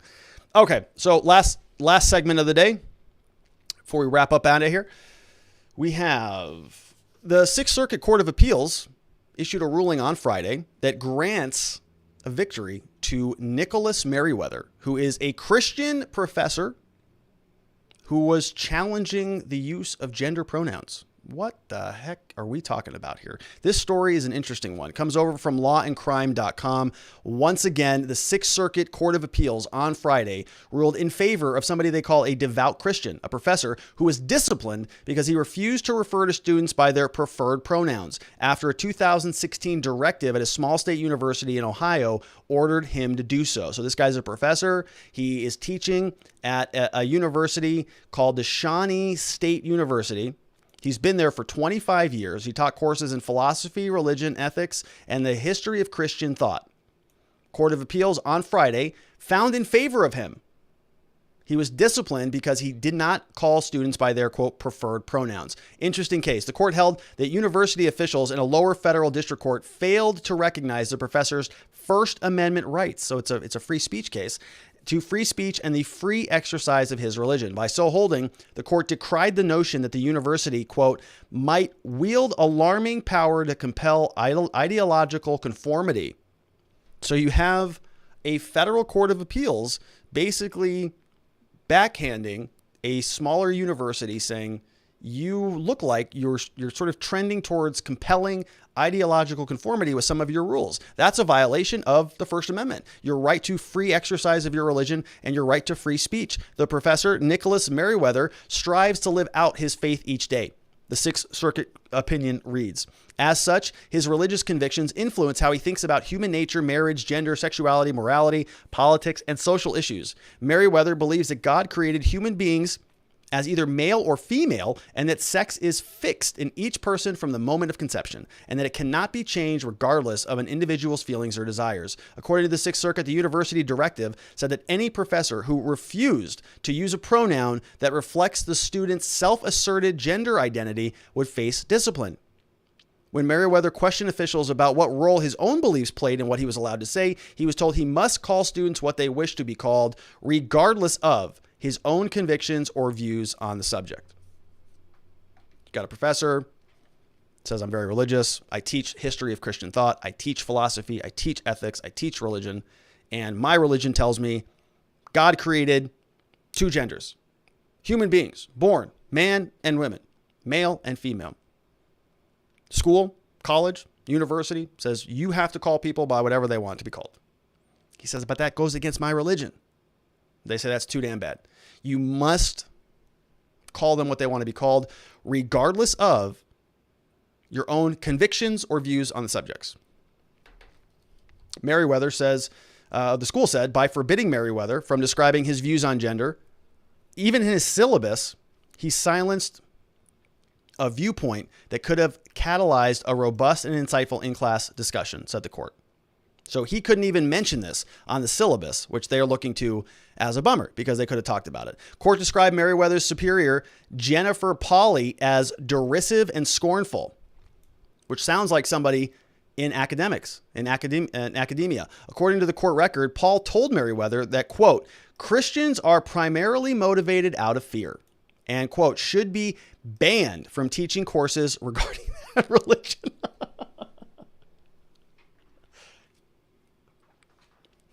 Jennifer Pauley says that Christians should be banned from teaching about Christianity. All right. So through the university's policy, though the university's policy was announced in 2016, Merriweather trouble started later in January. I can't get over this. January 2018, he referred to a student known in the opinion only as Jane Doe as sir. So this professor, he's going through class. Somebody raises their hand. Sir. That's illegal.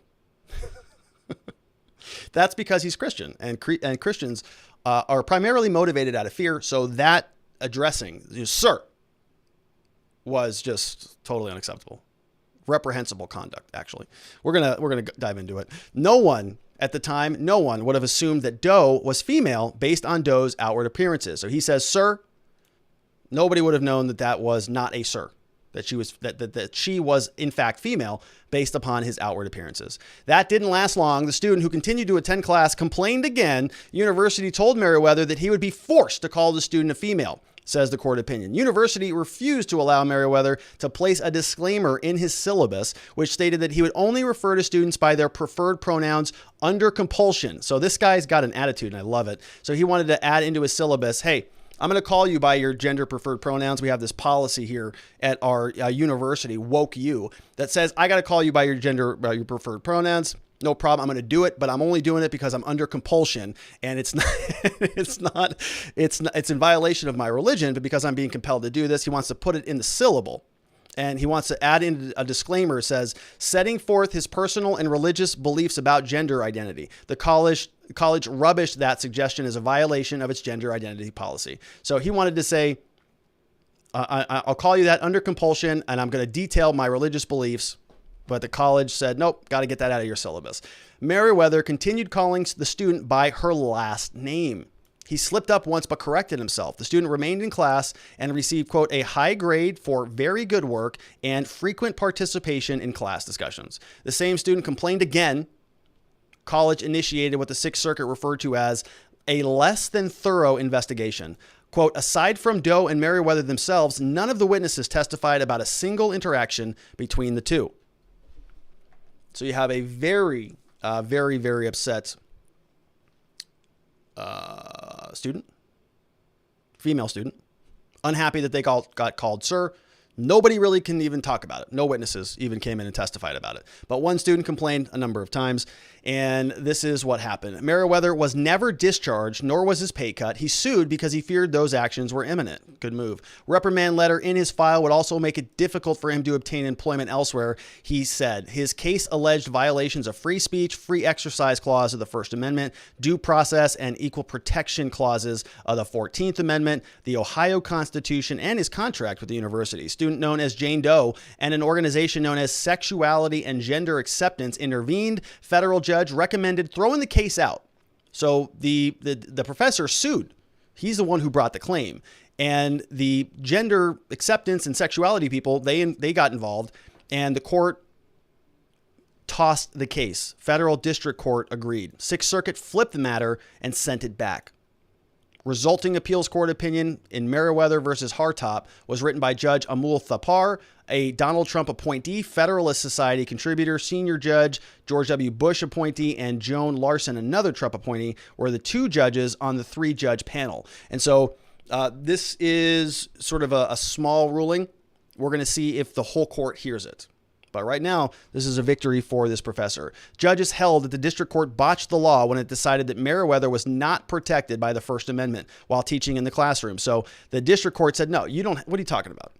You don't have the First Amendment in your class. You don't have free exercise of religion when you're in your classroom. Okay, you're there as a professor. You got to go teach the kids. Your religion be damned. Leave that at the door. Come in here. Call people whatever the hell they want to be called. Sixth Circuit said, no, that's not the case. That's not how it works, district court.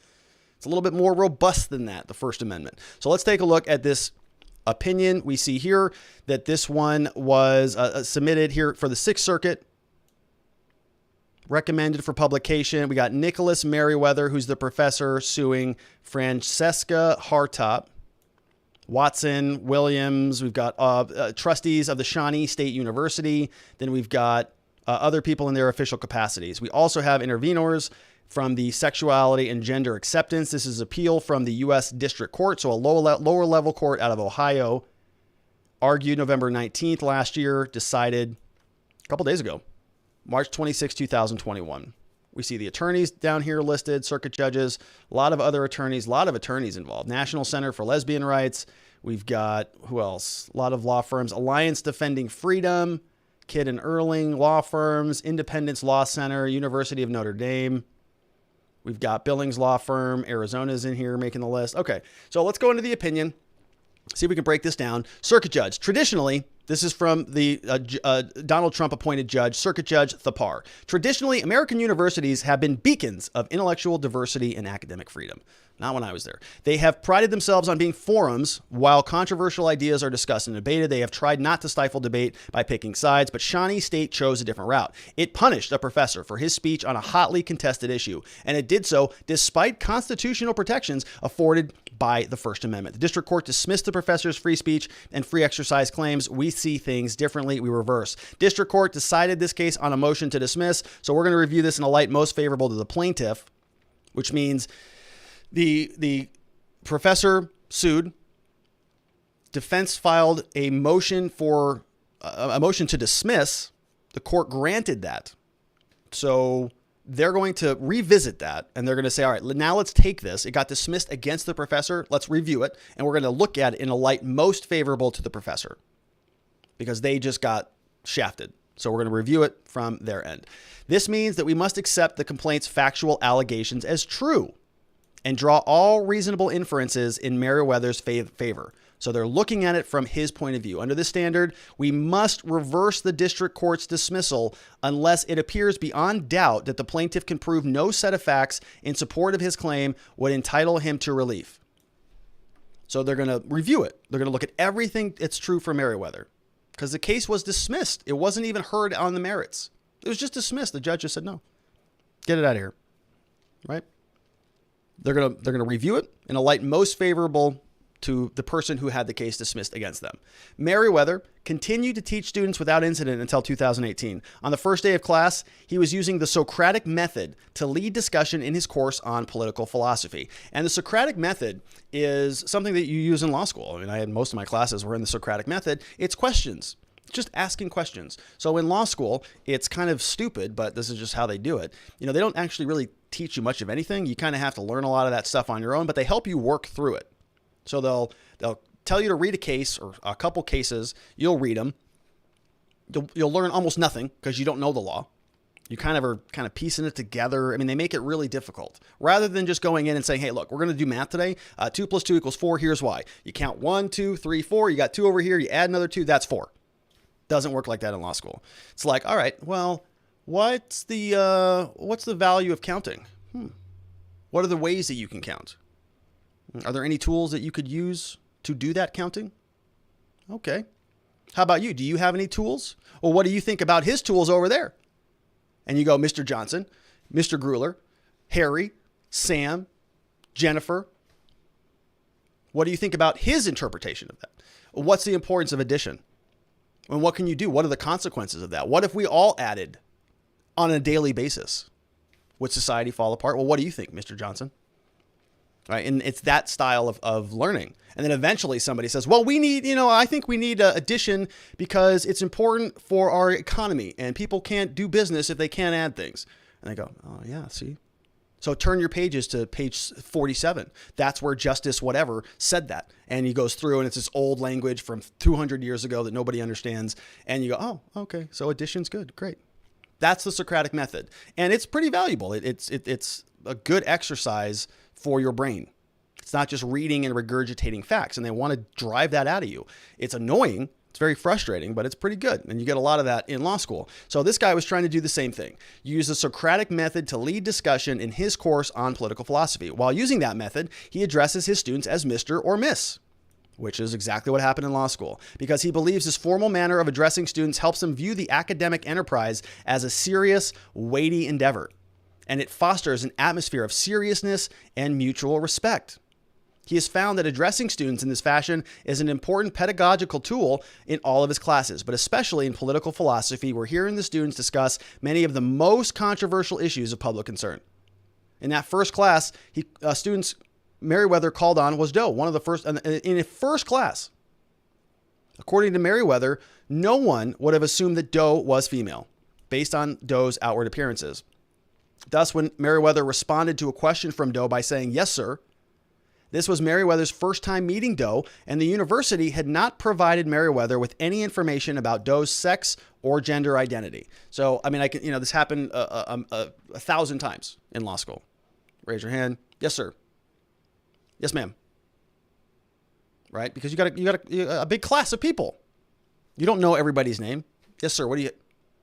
Yes, sir. You in the back. That's exactly what happened here. Yes, sir. Raise your hand. Yes, sir. No idea what that person's gender was. After class, Doe approached Meriwether and demanded that Meriwether, quote, refer to Doe as a woman and use feminine titles and pronouns. This was the first time that Meriwether learned that Doe identified as a woman. First time. So Meriwether paused before responding because his sincerely held religious beliefs prevented him from communicating messages about gender identity that he believes are false. He explained that he wasn't sure if he could comply with Doe's demands. Doe became hostile, circling around Meriwether at first and then approaching him in a threatened manner. Quote, I guess this means I can call you a C word.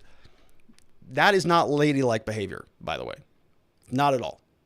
That word is not appropriate. So Doe here says, I guess this means I can call you a C word. Doe promised that Meriwether would be fired if he did not give in to Doe's demands. Meriwether then reported the incident to the university officials, including the dean. They informed everybody of it. Officials from the office met with Doe. They escalated Doe's complaint to Roberta Milliken, acting dean of college. Milliken went to Meriwether's office the next day. She advised that he, quote, eliminate all sex-based references from expression. No using he, she, him, or her. No Mr., Mrs., and so on. Meriwether pointed out that eliminating pronouns altogether was next to impossible, especially when teaching. So he proposed a compromise. He would keep using pronouns to address most students in class, but would refer to Doe using only Doe's last name. Dean Milliken accepted this compromise, apparently believing it followed the university's gender identity policy. So the dean of students and his department chair, Jennifer Pauley. Roberta Milliken is the acting dean of college arts and sciences, which is presumably where the philosophy department is. So Dean Milliken comes over, agrees. Doe continued to attend. So the student comes back to attend, participate in Meriwether's class. Doe remained dissatisfied and 2 weeks into the semester complained to university officials again.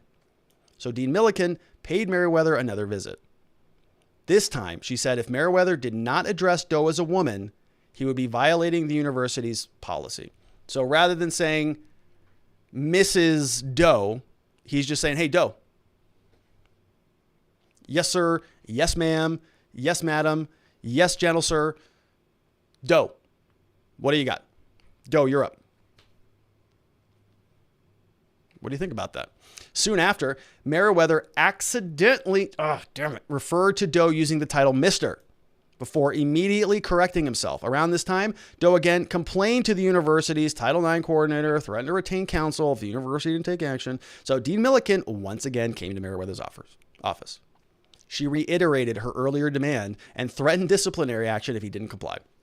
Trying to find common ground, Merriweather asked whether the university's policy would allow him to use students' preferred pronouns, but placed a disclaimer in his syllabus, noting that he was doing so under compulsion and setting forth his personal and religious beliefs about gender identity. Dean Milliken rejected this option out of hand. Yeah, because it would be embarrassing to your employers. She insisted that putting a disclaimer itself would violate the gender identity policy. During the rest of the semester, Merriweather called on Doe using Doe's last name. And according to somebody, Doe displayed no anxiety, fear, or intimidation while attending class. In fact, Doe excelled, participated as much or more than any other student in the course. At the end of the semester, Merriweather awarded Doe a high grade. This grade reflected Doe's very good work and frequent participation in class discussions. Isn't that a happy ending? Isn't that nice?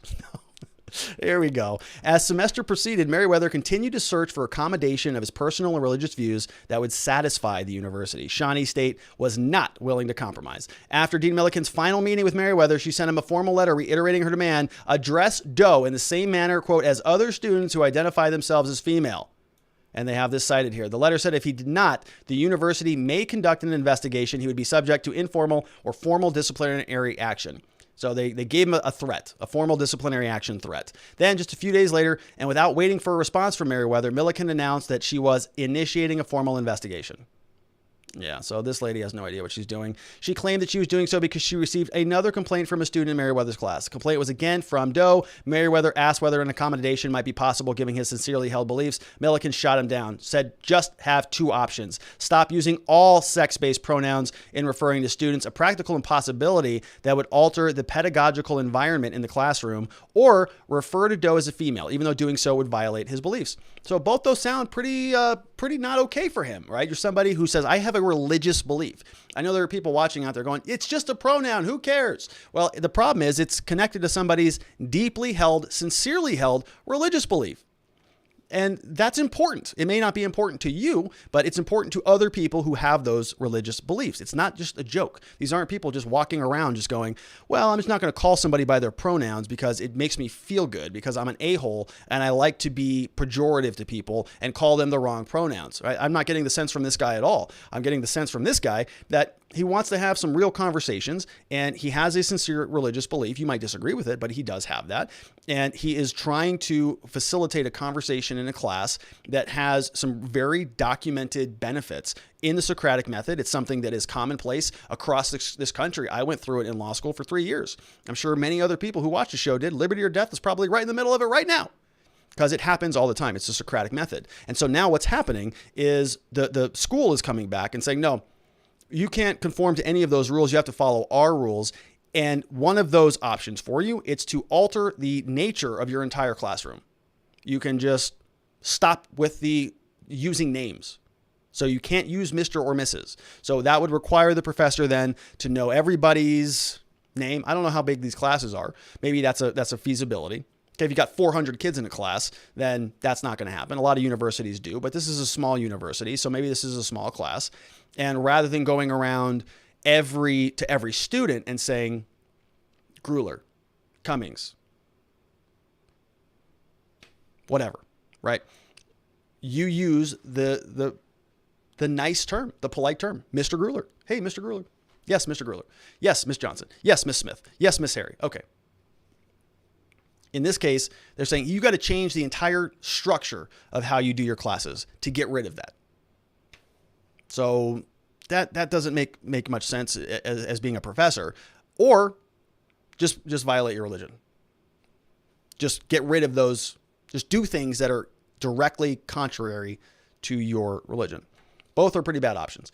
Dean Milliken referred the matter to the state's Title IX office. Over the coming months, University Title IX staff conducted a less than thorough investigation. They interviewed just 4 witnesses, Merriweather, Doe, and 2 other transgender students. They did not ask Merriweather to recommend any potential witnesses. So he's unrepresented. And aside from Doe and Merriweather themselves, none of the witnesses testified about a single interaction between the two. Nobody even saw any of this.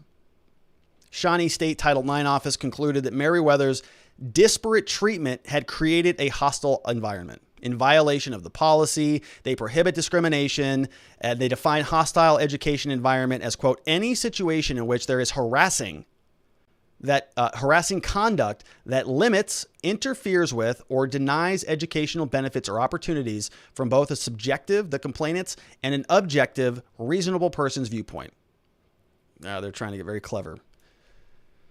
All right, so that's how they're going to be defining this. They're saying that Doe perceives themselves as a female. Merriweather has refused to recognize that identity by using the pronouns. He's engaged in discrimination and created a hostile environment.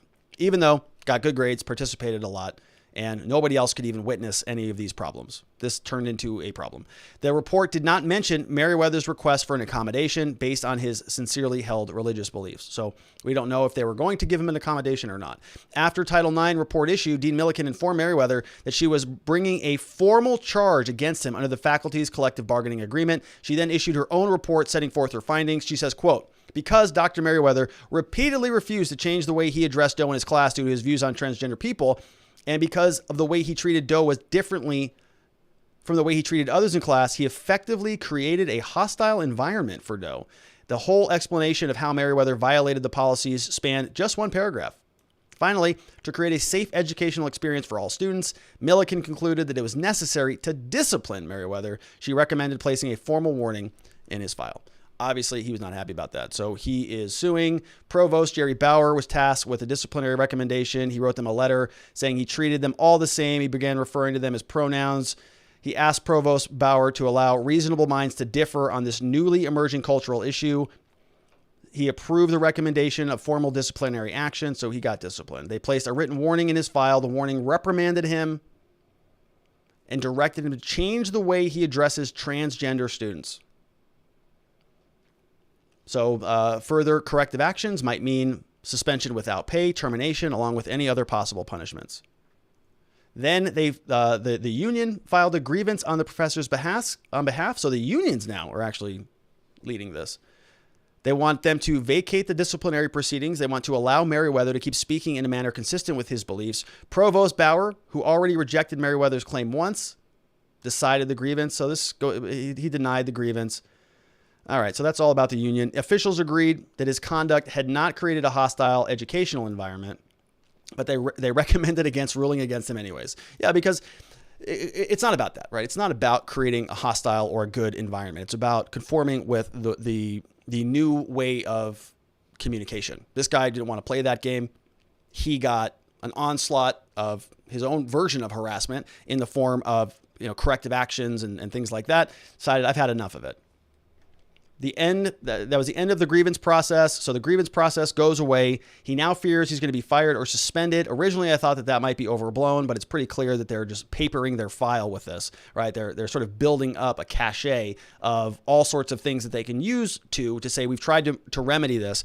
We've told this guy over and over, hey, do one of these two things. He's refusing to do it. Therefore, when they fire him, it's his fault for violating their policies. They tried to go through remediation. They tried to rehabilitate this man, but he was just refusing to cooperate. So they had no choice but to fire him. So he sues before that happens, and for good cause, because that was probably the next thing that was coming down the pike. The warning in the letter, the warning letter that they put in his file is going to make it difficult for him to get a job.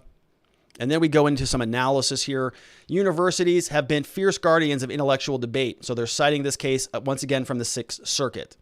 Here, professor argues that the application of its gender identity policy violated the First Amendment. Court said, professor's speech in the classroom is never protected by the First Amendment. We disagree. Under controlling Supreme Court and Sixth Circuit precedent, First Amendment protects academic speech of university professors. So that is within the bounds of the First Amendment. Since Merriweather has plausibly alleged that they violated his First Amendment rights, his free speech claim may proceed. All right. As a result, our court has rejected totally unpersuasive the argument that teachers have no First Amendment rights when teaching, and the government can censor teacher speech without restriction. They're referencing this Sixth Circuit case that they decided in 2001 from Hardy versus Jefferson. So professors have rights. In reaffirming this conclusion, they join other circuits, 4th, 5th, and the 9th circuits, left open the questions whether they retain academic freedom rights under the First Amendment. It concluded the rule announced does not apply in the academic context of public university. Fifth Circuit said that speech is constitutionally protected as well, saying that academic freedom is of special concern for the First Amendment, which is right. Shawnee in the state said, no, they disagree. They said that we should not apply the Supreme Court academic freedom cases because the court has not overruled other cases. They argue that even if there is an academic freedom exception, it does not protect Meriwether's use of titles and pronouns in the classrooms. So you have free speech in the classrooms, but not for pronouns and titles. They say that the use of pronouns has nothing to do with academic freedom interest in the substance of classroom instruction, but that is not true. Any teacher will tell you choices about how to lead a classroom discussion shape the content of the instruction enormously. That is especially true here because Meriwether's choices touch on gender identity, a hotly contested issue and a matter of concern that often comes up during class discussion. Forbidding him from describing his views on gender identity, even in the syllabus, would silence a viewpoint that could have catalyzed a robust and insightful in-class discussion. Under the First Amendment, the mere dissemination of ideas on a state university campus may not be shut off in the name alone of conventions of decency. Look at that. It's a powerful case. That is a pure curiam opinion. Rather, the lesson of Pickering and the court's academic freedom decisions that the state may only do so when its interest in restricting a professor's in-class speech outweighs his interest in speaking. So they got to do a little bit of a balancing test there. I'm going to fly through some of the rest of this. As first, the alleged basis for disciplining Meriwether was a moving target, which is why it's not appropriate. So he doesn't even know what he's violating. It's a moving target. They said the case was about disparate treatment. But at oral argument, the university changed its position once again. It said this is really a hostile environment case, right? So what are they even mad about? What do they want him to do here? What are they trying to remedy with this solution? They didn't even know, right? And we saw that from the dean. Dean Milliken came into his own office and said, all right, you want to call her Doe? It's fine, call her Doe. I don't care. They go on to the next, complains again. So this guy's trying to work out an accommodation with them, but they're not having it until they just say, all right, enough already. We're just going to discipline this guy. Second, the university policy on accommodations was a moving target. Why does it matter? Because when individualized exemptions from a general requirement are available, the government, quote, may not refuse to extend that system to cases of religious hardship without a compelling reason. Milliken told the professor that he was violating it, how he would address Doe using the last name and refrain from using pronouns. She accepted the accommodation, but then retracted it. This about face permits a plausible inference that the policy allows accommodations, but the university won't provide one here. Title IX investigation raises several flags. On their own, these issues might not warrant an inference on non-neutrality, circumstantial evidence. They're also saying it's unconstitutionally vague as applied to him because you don't know what conduct is prohibited. Allows for arbitrary and discriminatory enforcement. So there's going to be a lot of this surrounding the pronouns. How do you manage implementation of it? How do you manage violations of it? So in this case, if he says yes, sir, or did you see that video about that person? It was a male to female individual, I think, in a game store. Screaming at the court clerk. It's a viral video that went around, I don't know, maybe a year ago. And he says, sir, accidentally, right? Because this person has the physique of a man because they are a biological male. And they were in a store upset about something. And he's trying to have a conversation with him. He says, sir, calm down. And the guy, female, obviously, but unhappy about it. Right? And your mind just says, so what happens in a classroom when that accidentally happens? What do you do? Yes, sir. I know you identify as female. I'm going to self-discipline myself. I'm going to evacuate this classroom. I'm going to go sit in my little corner with my woke dunce hat on for being so offensive in the classroom. What do they do? Right? It's sort of arbitrary.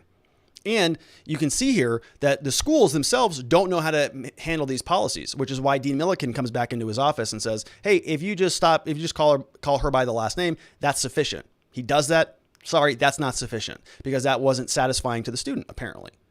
So you get all these multiple people involved. And if you don't know what conduct is prohibited because the rules are not clear for you, That's a constitutional problem, because then you have people who can come and penalize you, punish you for violating rules. But if you didn't know what the rules are, then they're punishing you over something that you had no proper notice about. That's a due process violation. Now, ignorance of the law is no excuse, but I would say application of the law, if it is arbitrary and capricious, if it allows for arbitrary and discriminatory implementation, that is a constitutional problem. So it goes on. It goes through the rest of that analysis there. Merriweather also failed to argue the policy allowed for arbitrary and discriminatory enforcement. His conclusory assertion that the policy gives officials unbridled discretion and enforcement does not cut it. And to the extent that he developed a point a bit more in his reply brief.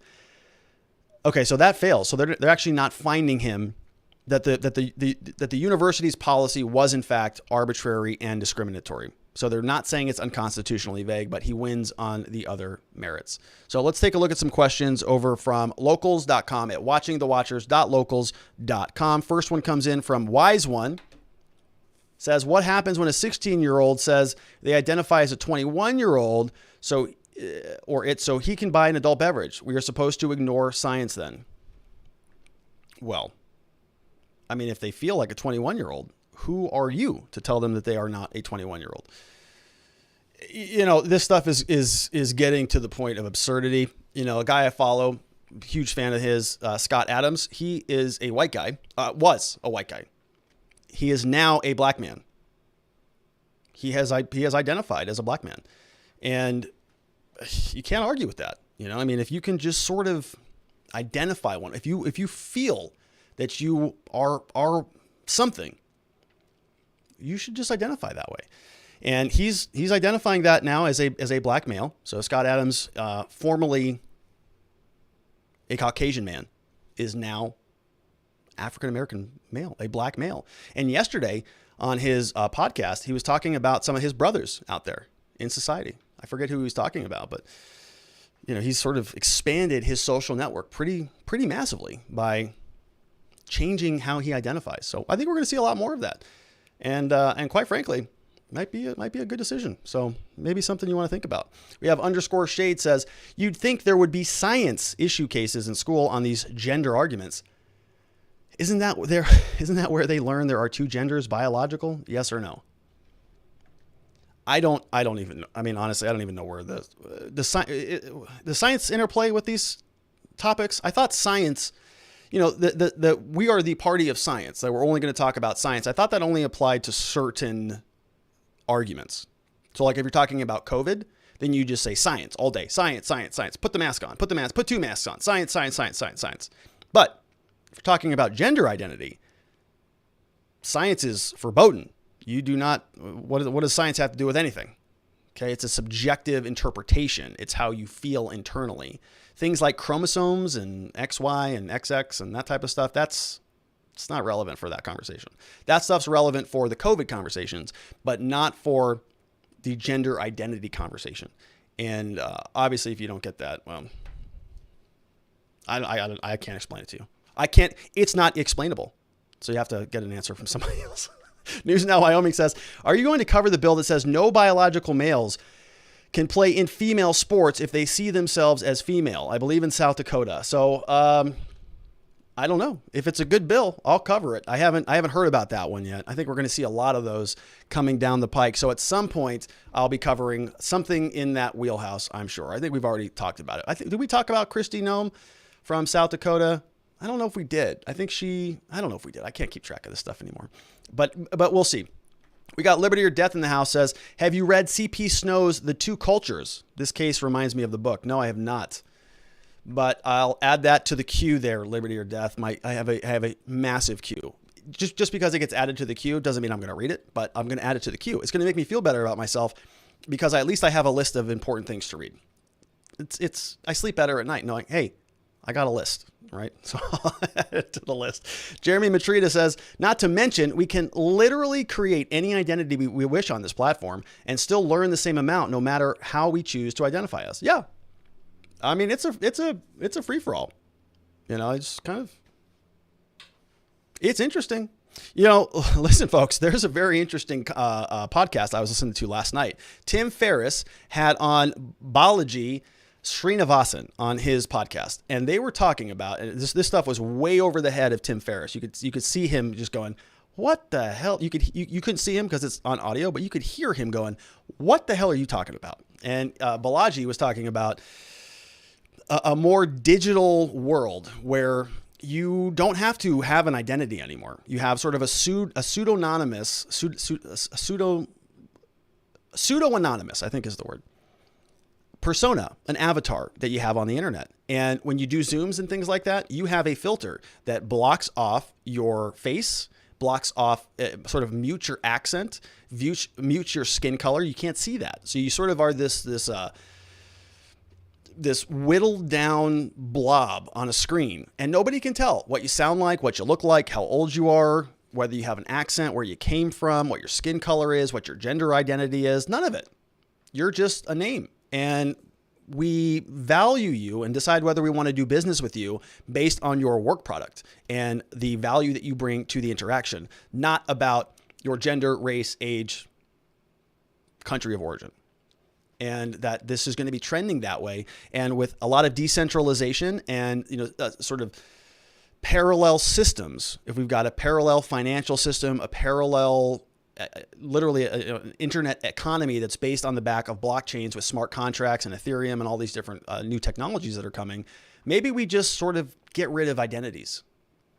Okay, you can be whatever, put whatever alphabets after your identity in your bio, on your Twitter handle. I don't care. Nobody cares. Okay, we care about the people. I think the real engines of this country are people who just like to get stuff done, and the people who are knocked off track a little bit by having these conversations about, if I'm in that classroom, I want to learn about philosophy. I don't want to have a conversation about pronouns and things like that. That's not useful to me in my life at all, right? And so I know for some people that might be useful, but all right, well, we'll just say what if we just strip everybody's identity away from them, and it's all about function rather than it is this woke, interwoven, emotional, everything is subjective. I define my own reality, and everybody has to comport and conform with my reality. That it's not going to work. I think that this is all mostly a fad. Sort of like, I wasn't alive in the 70s or the 60s, but, you look at the hippie flowers that were sort of, existing in the 60s, and everybody's like, yeah, man, make love, not war, all that stuff, right? I think the real engines of society looked at that at that time and said, okay, whatever. Like these idiots are going to burn that out of their system. That's fine. Make love, not war, whatever. Okay, it's all going to be irrelevant 10 years from now. I think that's where we're at with this woke stuff. Now, it is a lot more pervasive. They're really trying to ingrain this stuff at every single facet of our lives. And we're seeing that not only in the schools, in this case that we just covered, but we also see it in our military. We see it in our government. We see it in our higher education systems throughout the country. Different employers are now implementing it. So this is going to be something that is a lot less ephemeral than what we saw, I think, in the 60s and the 70s.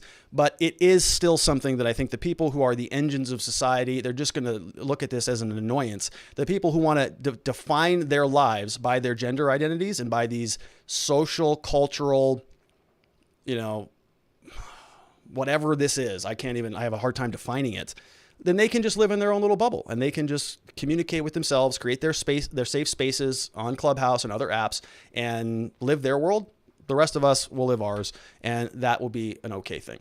So we've got Osak says, last question of the day. Rob, does this case fall into or have a point of law of general public importance? Rob, you should use this as a defense that your client refers to being not guilty of anything. That's a good point. It's a good argument. It's actually a great idea, Osak. So that's right. That's what we're going to do at our next opening arguments. We're going to say we're going to file motions to dismiss in our cases. Your Honor, our client identifies as a non-criminal. Obviously, this entire scheme is to label him something that he's not, as we know, as has already been pointed out to us by people in the judiciary, by people, our politicians, that, your identity is what you say it is. If you feel that you are a biological man, even though you're born with female chromosomes and you have female equipment, well, you get to identify that way. And in fact, it might even be a Title IX violation. And in fact, Joe Biden and his White House have said that they are going to make some serious modifications to the federal executive government from the executive branch that are going to help implement this as law in this country. Therefore, we're identifying as non-criminals, and we ask that the case be dismissed. Mr. Gruler, it's a great point. Granted, your client's free. Exonerate the bond. Sir, you're free to go. Osak, that's you, my friend. Nice job. So he says, does this case have a point of law of general public importance? Yeah, I mean, I think it's tremendous public importance. Now, what may end up happening is, so this is precedent. Okay, it's not binding across the country. So this is a Sixth Circuit case discussed by 3 judges. They might bring that up back to a full panel, and so the full panel might come back down and say, nah, we don't agree with that opinion. We're going to modify it a little bit. So it may not be permanent, and it's also only precedential for that circuit. So the lower district courts, they all have to follow that rule unless the full panel on the Court of Appeals comes back and modifies that or vacates that opinion. In that circuit, they all have to follow the rules. Now, outside of the circuit, they can look to the Sixth Circuit opinion and say, look, so say this case comes up in a different circuit, like in Arizona, we're in the Ninth Circuit. We want to point over to the Sixth in Ohio and say, look, this is what they did. They said free speech applies in the classroom if a professor has a sincerely held religious belief and they don't want to use the what they feel to be the inappropriate gender pronouns. There's case law on point that says that they don't have to do that. And that's not binding here in Arizona because it happened in Ohio under the Sixth Circuit. They don't have jurisdiction here. The Ninth Circuit does. But we could tell the Ninth Circuit, other circuits have already done this analysis, the same analysis that you're trying to figure out how to handle. They've already done it, and we saw other circuits are in conformity with that. I think the judge referenced the different circuits that have a similar viewpoint. So it's persuasive, but it's not binding. But if you get enough circuits who all sort of fall in line, then practically you have sort of binding precedent around the country, unless the Supreme Court comes in and shakes the box a little bit and changes the rules. So it's a very good question.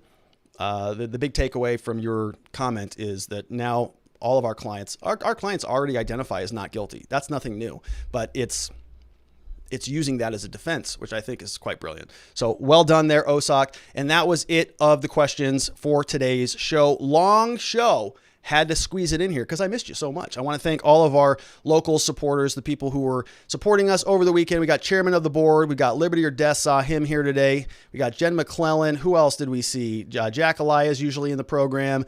We got Cody Bear. We got Sach. Big thank you to Ma Fox. Haven't seen you in a few days. I've been away. Haven't even seen Miss Faith for a few days. But thank you to you both. Happy to be back. We've got Tawny 13. We've got Brother Dave, Office Warrior, Paula MK in the house. We've got Jax 842. We've got Aussie Andy. Hello from Australia. We got Lou Walker, See the Veil. All these people are supporting us over on locals.com. Can you believe this? Look at this list. It just keeps getting bigger. We got News Now Wyoming in the house. Good to have you.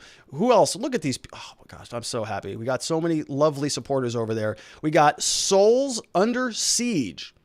Wow. It's a good band name. Souls Under Siege for a band name. I like that. We have Oil Smoke Jones. Oil Smoke Jones in the house. Welcome. We got Lynn Fish who signed up. Welcome to the program, Lynn. We got JLR1827 signed up. We got Whipple number 1. We have FFMORGC. And isn't that a codec? Isn't that an encoder? FFMORG? I think it is. But welcome to the show. We got Uncle Bob's BMW is in the house. Uncle Bob's BMW. Join the program. We're happy that you're all here. Thank you so much for supporting the show. We have a community over on Locals, and I'm working on sort of on bringing everything together. And so I've got sort of an interesting idea for some of the stuff that we're going to be releasing on locals.com. So go check us out over there. It's watchingthewatchers.locals.com. Get a free copy of my book, as you can see here. Get a free copy of the impeachment party documents. Get a copy of the existence systems, and share some links. Oh, don't forget to download a copy of these slides. If you want any of the slides, including any of the videos that we played and links to where we got the sources, they're all in the PowerPoint slides. You can download those over at Locals. Miss Faith and Miss Ma are moderating the program over there, so go check that out. The real reason, though, is to meet with some great people, to get plugged into a little bit of a different community, kind of diversify a little bit, in case something happens with YouTube or something like that. So it's a good spot to be. It really means the world to me that you're there, honestly. I mean, it's It's very humbling, and I appreciate it. And thank you for supporting the show. So that takes place over at watchingthewatchers.locals.com. Lastly, but not leastly, I am a criminal defense attorney. You can see our sign right there, the R&R Law Group. We're located in Scottsdale, Arizona. We love to help good people who have been charged with crimes find safety, clarity, and hope in their cases and in their futures. We offer free case evaluation so we can help anybody who's been in trouble with the law in the state of Arizona. So if you know anybody who's facing any type of crime, any criminal charges, domestic violence, DUI, drug offenses, traffic violations, if there's old warrants, old mugshots, old cases that need to be cleaned up, we can help do that. We can help people get their license back if they have old warrants or unpaid fines even. We can help you sort of get oriented on that. Even if you don't hire us, we'll just tell you how to go pay those fines and what to do next. So there's a lot of solutions that you can start working on in order to sort of get things back to normal. We can also help you restore your rights for voting, possess a firearm again, go apply for federal benefits. In Arizona, we just passed Prop 207 about marijuana, so we can expunge old marijuana cases. We can remove mugshots off the internet. Can you believe that? So there's just a lot that we can do to help. The goal here is to help good people. It's to help things, go the right way. The justice system can be very harsh. It can be very, very cold and dehumanizing. And so we want to help restore people, get things back on track. And we offer free case evaluations. We're very good at what we do. We love the work that we do. We have an awesome team of people here. So if you or anybody that you know or love needs some help, we would be honored and humbled if you send them our way. We'll take very good care of them. We'll make sure that they leave better than they came in. That's it for me, my friends. I want to thank you so much for being here today. We're going to hop on Clubhouse here for a little bit. I got about 30 minutes and answer some questions because I kind of missed everybody. And I want to just, I want to spend some time saying hello. So if you're on Clubhouse, come check us out. The link is in the description below. If not, I apologize for that. But they're working on an Android app and that will be out soon. And then we can all be a part of the party. So see you on Clubhouse, everybody. One more reminder, same place, same time, tomorrow, right back here. It's going to be 4 p.m. Arizona time, 4 p.m. in California on the Pacific side of this country, 5 p.m. Mountain time, 6 p.m. Central in Texas, 7 p.m. on the East Coast. And for Florida, man, I'm still getting used to the new time zone since everybody else changes except us. But we're going to be here at the same place, same time. You know what time it is. Everybody, have a very lovely week. I hope that you had an awesome Monday. We're going to be right back here, ready to go tomorrow. Sleep well, have a nice dinner, and I'll see you then. Bye-bye.